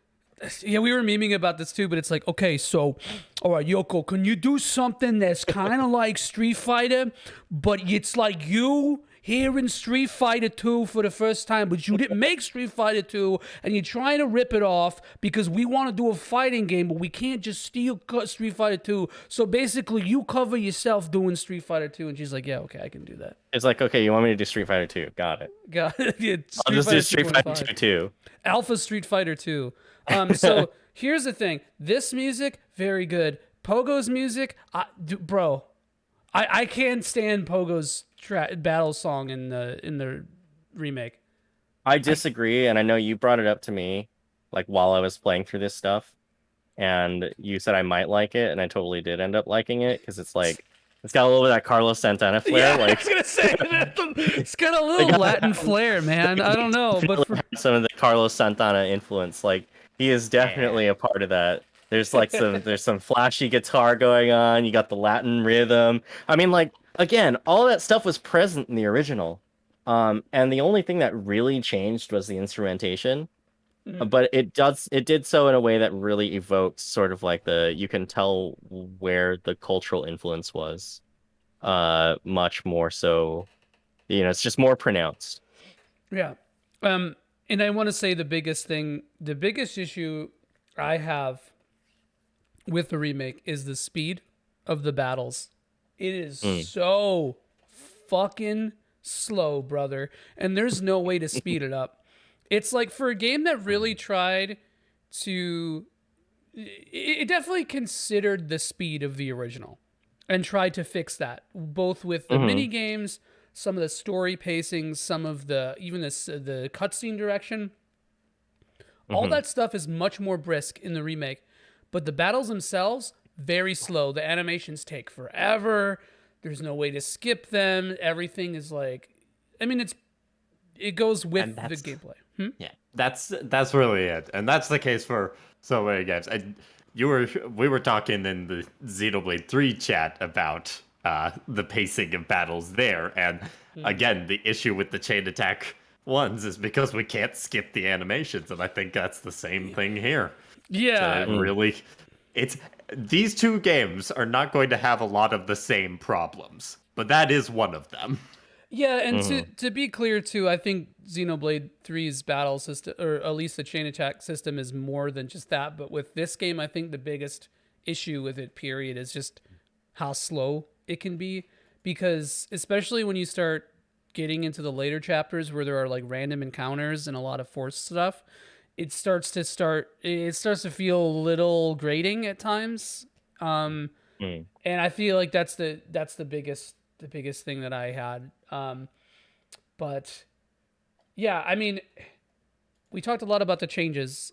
Let's talk about the biggest change.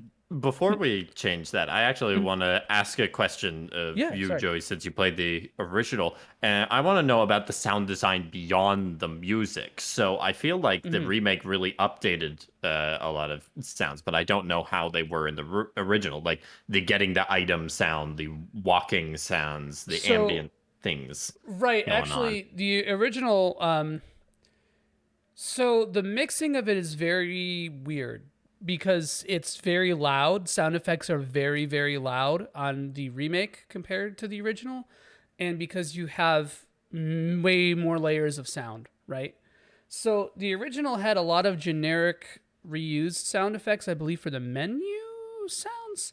But like stuff like animal cries in Pogo's chapter, just distant sounds, walking over water in Obero's chapter, stuff like that is still existed in the original. So a lot of ambient sounds, all that kind of stuff is pretty much the same. They didn't actually add a lot in terms of that. And I'm trying to think if there's anything that's like really markedly different apart from just obviously having modern sound systems and mixing things for that. Nothing. I mean, I would say that like, okay, when I think about sound design or just like ambience in a Super Nintendo game, I think of Secret of Evermore. That game is like, you want to talk about a feels based game, brother. Look at Secret of Evermore. Like, there's tons of environmental noises, like little things like rustling, your footsteps change and the terrain, all that kind of stuff. And I don't think so. My comparison, I bring this up because I would say Live Alive is definitely below Secret of Evermore, but surprisingly in depth with the amount of attention to detail with sound design. If that answers your question. Yeah, I was just curious, and I know you've got a long list of the changes. I'm a little surprised that the all was in there before, but it's just updated with the current modern system. But Yeah, good and to know. Yeah, and it's wild because I think Solstice and I were talking about this before, but I mean, I'm a very much I'm kind of a purist. If someone's gonna ask me to recommend them a game, usually I'm gonna tell you the original version, unless there's like quality of life that definitely eclipses something. But for Live Alive, man, I don't know. You just really kind of no reason to play the original. You can make a case for either. I mean, yeah, you can make it. Yeah, you can. It's not that you can't, but like You could, yeah. You can make a case for either, but there's like, I just feel like by and large, after playing the remake, so it's really hard for me to think like, gee, I sure do want to go back and play the SNES version of this game. And that's exactly where I fall too, right? Like, apart from just for love of history and just maybe a lot more time on your hands, yeah. I mean, I would definitely recommend it for sure. But Say it, Joey. What? Say the thing. What? Do it. What am I gonna say? What I want to say? Why else would you play a classic game like that? Can't believe I'm putting you on the spot here for one of your catchphrases. One of your catchphrases, and you're blanking on me. No, wait, no, put words in my mouth. Starts with an M. Ends with iteracy.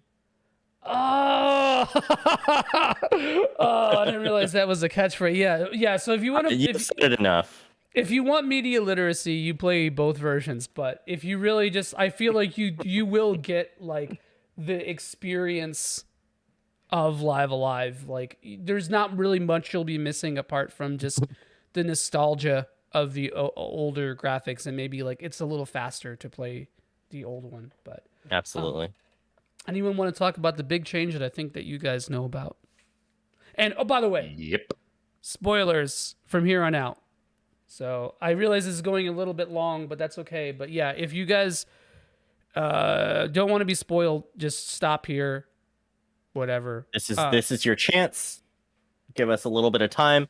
Obviously, like when you said we were doing a Live Alive deep dive, a deep dive on Live Alive, if you will. We knew it was gonna run a little bit long. Let's be honest. Yeah. If you say you're gonna do a deep dive on Live Alive, if you're gonna Live Alive the deep dive, then like it's gonna take some time.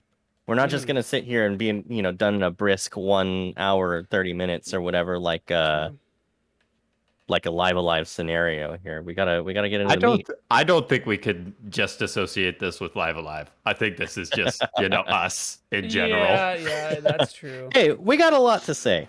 Anyway, I think that's a pretty good spoiler warning buffer. Anyone that's still sticking around with us, get ready, because we're about to talk a big change to a specific part of the game. And then we're gonna kind of, I think, probably start to segue into our final topic. Yeah. After that. So yeah, perfect. Who wants to take this one? This one's big. Rio, you go for it, man. So for the biggest change for Live Alive, as far as I am aware, comes with the final boss. So in the final boss, Yes. we have our 7 protagonists fighting against Odio, otherwise known as our erstwhile Middle Ages protagonist, Orsted. And I have a lot to talk about with regards to that reveal on that, but that could be its own separate thing. Uh, but so in with this new the final boss that was the final boss previously, but there's a new phase to it where um we have the characters really go after and take down there, and then the final blow comes from Orsted himself, freed from the influence. There's debates on what exactly his relationship with Odio is on that, but freed from it and doing the final blow before talking with at least the main party, but mainly with whoever you picked for the person that your main character for the final chapter, since we got to pick between the 7 or 8, but that's an entirely different sort of ending. Yeah. And get that final dialogue, and they reflect on themes, unless you're Pogo, because it's a little difficult for him to do that. And Cube. But yeah, just a lot of extra stuff on the end that I think it made for a satisfying ending. And I know Joey's got thoughts on that, especially since he actually, played through the game with the original ending. So I will, turn it over to y'all, and you can add in anything I missed. Yeah, no, I think you covered it pretty well. So yeah, there's when you beat the first the big part of the fight, you basically that's it. And in this game, there's a whole third phase that's like kind of split into like little phases where each of the characters get split up and then they fight the boss, and then it's very cinematic. The big difference is, like you said, is it Ersted or Orsted? I've been saying Orsted. Okay, Yeah, I Orsted, said yeah. Orsted. I think I've been saying obviously, Orsted, that's the thing. It's not said in game. We can't do anything like the Live Alive. We can't settle it. Right, I was wondering about that too, because I was like, I think I paid concerted attention to that, and I've already forgotten it. But either way, so like I think the big thing is about it that's different is, like you said, Orsted comes and he fights and deals the final blow, and to me that changes it just a bit, because in the original it was like, okay, Orsted's long gone, like this is it, like he's given himself completely. There's no like Jungian shadow analysis to be done. 17 YouTube videos about, like the actual psychological state of Orsted, a la Xenogears. But I think it changes it a little bit. But I don't. I also feel like it elucidates a little bit more about who Odio is, because it's sort of in the original it's sort of like not really clear. It's still not really clear, but it's like more implied that like Odio is Orsted. But in this one it's like Odio is like an entity who fuses with Orsted. It's like Sigma and the Sigma virus. It's Odio always is, at least to be on this, just a being of hate that can kind of connects with someone who really, really reaches that point. Right. And it's Go on. Okay. No, I don't have much more on that. Go ahead. I was gonna say, I think the remake making that a lot clearer, I think kind of improves the read a little bit. I mean, obviously, like the ambiguity of the original is there's something to be said about that, but the sort of like, I think the underlying notion that Odio isn't really so much of like a singularity, so much as like sort of like this eternal evil that kind of is always around, is a pretty interesting sort of idea to play with, and it just kind of like takes on a new host from time to time, and that's sort of like I feel like obviously there is some sort of weird, I would say, like timey-wimey transcending stuff going on with Odio's story, or Orsted's story, as it relates to him becoming Odio, because it seems to be the implication seems to be that Orsted becoming Odio kind of sets off like these ripples throughout the rest of time. But it's not really like him so much as like there's always like this pervasive evil that's just sort of present. Yeah, because how does it really explain the prehistoric in the periods that came before the medieval era, right? Because like there's not really a whole lot. I mean, there's like you get to the mountain, Archon's Roost, and you see the statues of all the bosses throughout, the rest of the scenarios, and suddenly it's supposed to be this, if it wasn't already clear to you how these things were tied together, it becomes this moment of clarity where you're like, oh, like whatever happens here has this effect on everything, and that's why that's why everybody's connected. So it kind of establishes a very clear thematic or narrative through line. Yeah. But yeah, I think like for it to kind of come full circle is a really nice way for them to cap off the remake. Almost it honestly, I mean, as somebody who didn't play the original, it not at one point did it ever feel like it was out of place. It felt like that was a very organic way for the story to conclude. Yeah, for sure. And I think that what the stuff about the statues, because I mean, you see those statues when you walk up there to fight, or with Orsted when you go through there, right? Yeah. So obviously that kind of thing has already happened. So it begs the question of like, evil, like Seth said, evil exists. It's just looking for a host, right? Mm-hmm. Like, so in a way, even in the original, with that, by the way, those statues are there in the exact same place in the original. Yeah. So the implication is still, Odio is a separate entity from Orsted. They just fuse and become one, too. Right. And that affects the future, post medieval era stories more than it affects the prehistory.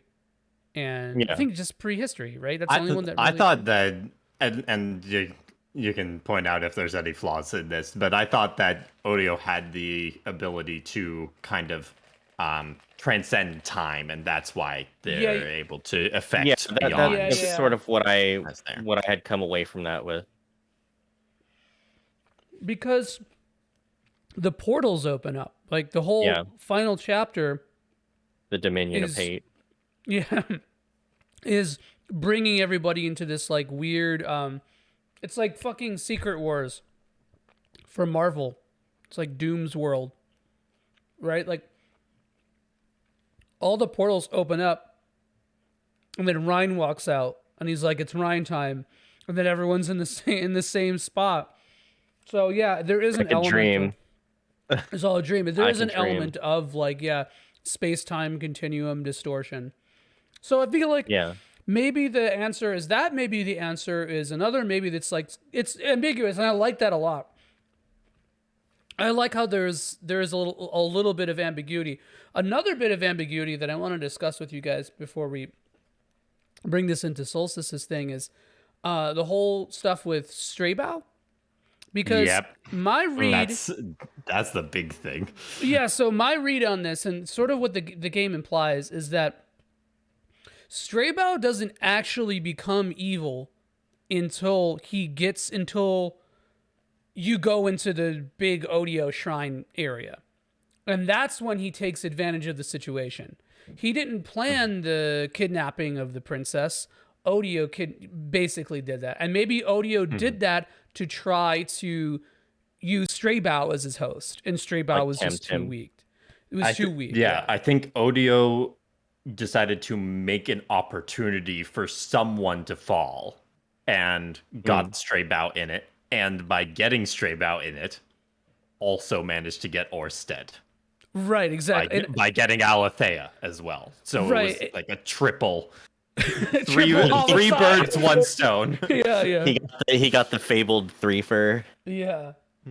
But yeah, Smoking no. the What Gigi said is actually really true. Is that it gives Orsted a redemption, and in the original he just remained a hero. Yeah, because like his tragedy ended as soon as he ascended the fusion or whatever. And in this one, there's a little bit more to that, which I don't think it's a redemption. I think it's just like a it's just like to me. It's more like this is who I was rather than I'm redeeming myself, right? Yeah, Like, that's kind of what I was going to bring up. It's not as much a redemption as an acknowledgement.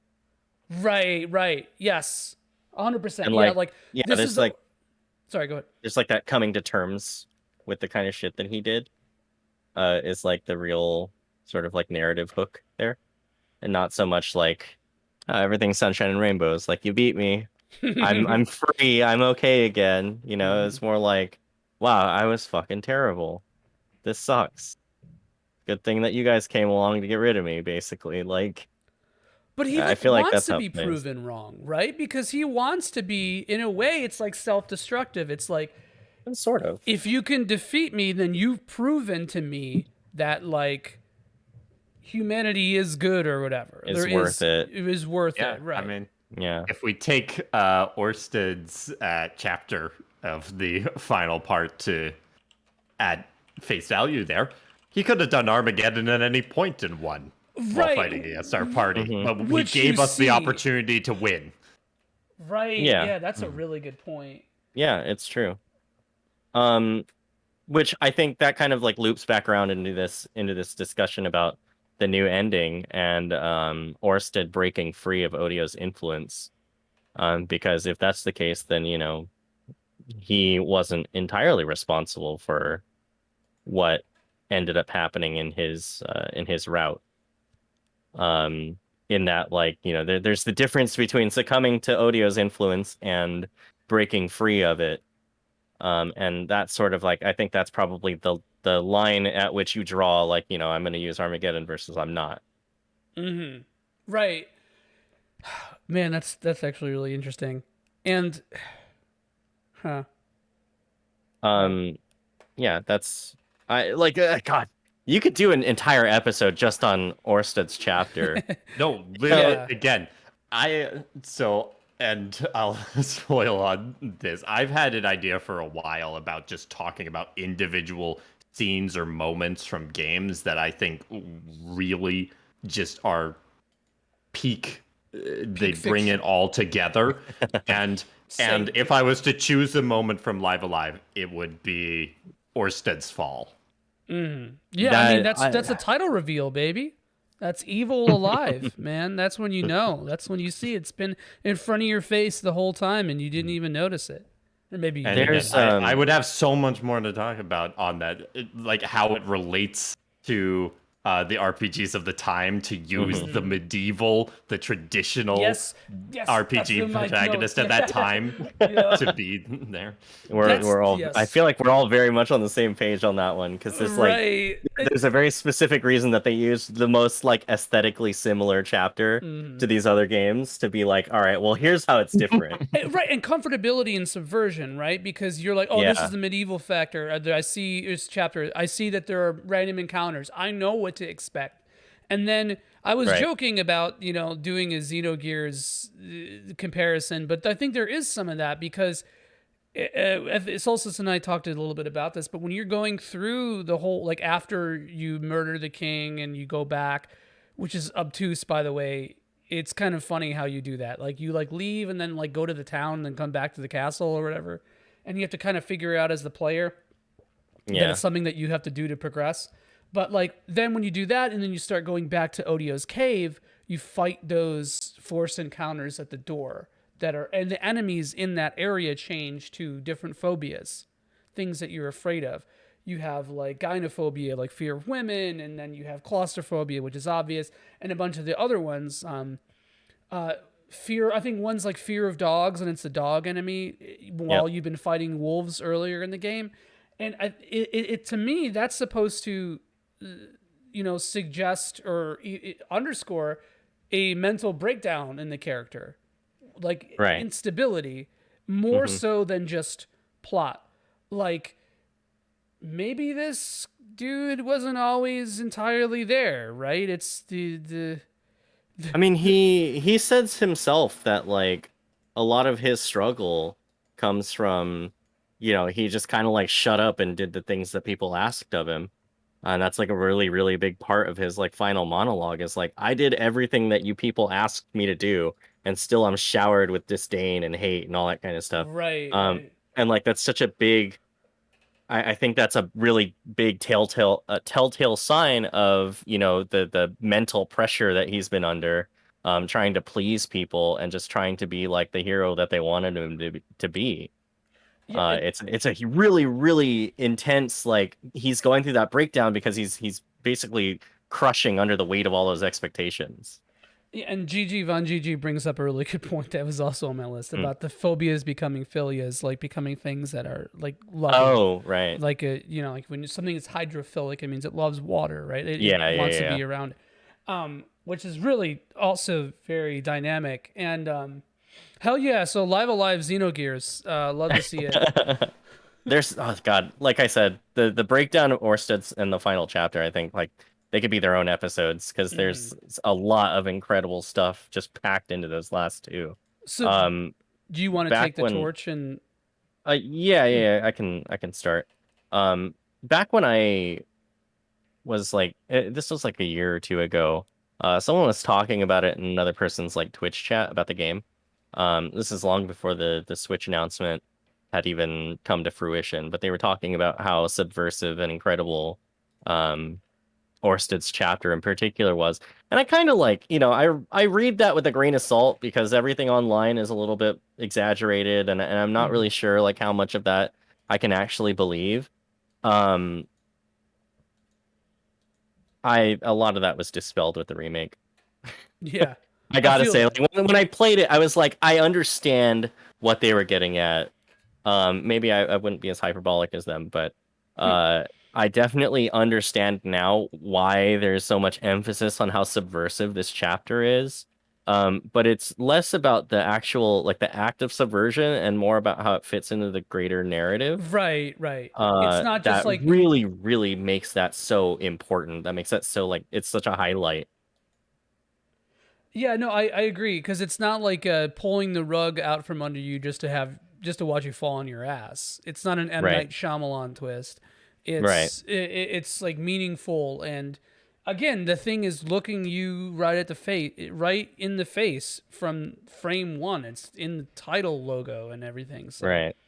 um, Um, and yeah, it's such a like thematic cornerstone moment for the game. It drives a lot of what you'd seen before home. Um, and we were talking a little bit about how to update this thing for a modern age, and we've talked a little bit about the differences between the original 1994 release and its 2022 remake. Something we haven't really talked about at all is how all of these things around it have changed, but there is like one underlying sort of universality, I think. And this is going to sound like really like maybe positively uh like toxically positive of me, but there's like this one underlying universality, I would say, that's kind of like just omnipresent, and it's especially on display in Live Alive, and it's like this sort of like thematic, uh, the thematic idea of the indomitability of the human spirit. Every story in Live Alive touches on this in some way. Some, I think it takes a little bit more of a front seat than others. I could say like with a lot of confidence that something like Pogo's chapter doesn't really deal with this as much as others. But there are speak of some toxic, Pogo's a little toxic. just a little bit. His entire story is just him chasing after pussy. So I mean, it's like it makes sense.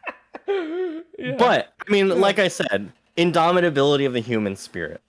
And I think that is one of the main things I would say that makes this game so special to me. It's very heartfelt. the game, just the writing, the design, all of this stuff, it feels like it's very much from the heart. Here we go again with the feels based, You knew it. comp. I saw the smile on your face. I saw you smirking. I knew I just had to drop it so we can get over it. I will say that Pogo's chapter lost a little bit of this, and I know this through my own research on the translation right at the end and what they chose to do with that. Because I read what Aeon Genesis did with that, and I see what they did there, and I'm completely with Aeon Genesis. They absolutely should have translated that as love. You know what? There's a couple things like that too, man. There are a few aberrations for sure. It's a very interesting choice of theirs, and assuming I know exactly what we're talking about here. Obviously that kind of like shifts the attention from the obvious. Oh, like he's figuring out what it's like to bone down for the first time. To he's learning his identity. Which is I love bitches, which is like either way. I think either way, it's still kind of like it is sort of like a highlight moment. Whether or not it's for identity or it's just for, I love to bang, whatever it is. Pogo's just like discovering something. And the spirit of discovery is kind of like more, I think, in tune with what Pogo's story is about. Yeah, 100%. And it's less about like, bro, I love pussy, and more like, this is a new thing to me. It's the oldest thing pre-history. The whole thing is just like you discover love, and that's like it's one discovery. Of the things. Right. Yeah. And it's like it's socialization to some extent. Like you're building a system of feelings and human emotions. Literally. So I want to, while you're covering each of the chapters, I think a fun project would be to like give 1-sentence descriptions for each one. So Pogo's, you nailed it with "I love bitches," and absolutely. me, my contribution to this is Orsted's being "I hate bitches." True. So we'll see what the next one. A little bit more about that in a bit. Yeah. So the indomitability of the human spirit rears its head over and over throughout the game. So much so that like it is sort of like the thematic cornerstone by which everybody comes together. It's the one thing that sends the game home. It's sort of like this, it's against all odds, and that shows up again and again and again. In prehistory, it's exactly what Pogo goes through. He's defying an entire tribe. He's like basically ostracized from his own tribe, and it's just him and his buddy against the world because we're trying to rescue this chick that he fell in love with.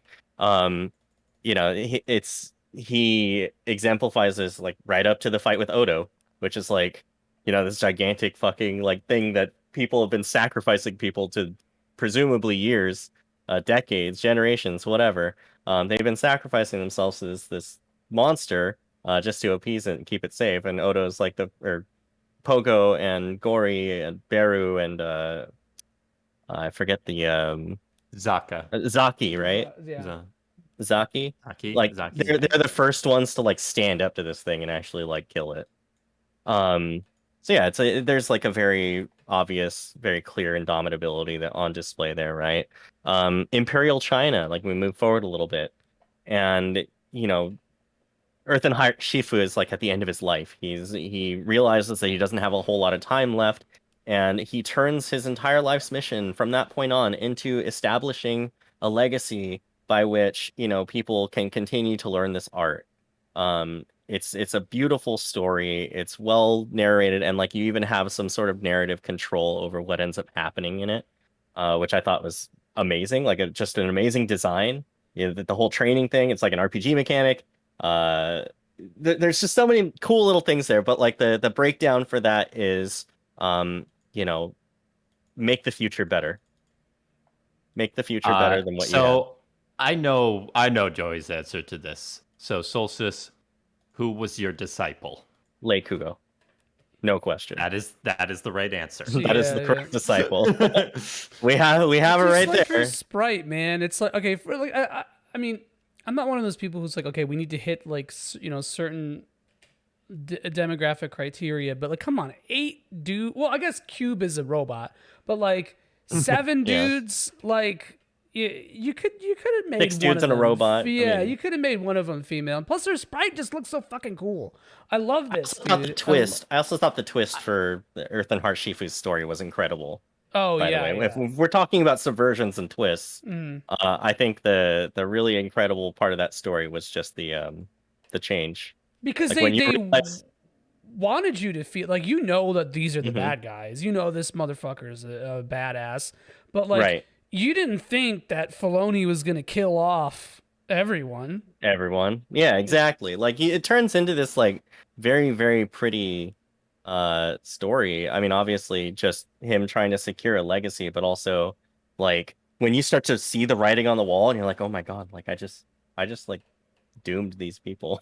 Right, right, yeah. Like But your also, choices hit, man. yeah, Like you yeah, have there's those deaths on your hands too, to some extent, because yeah, you chose there's one over the other two. You proper have to, but like there's proper narrative impact behind that decision.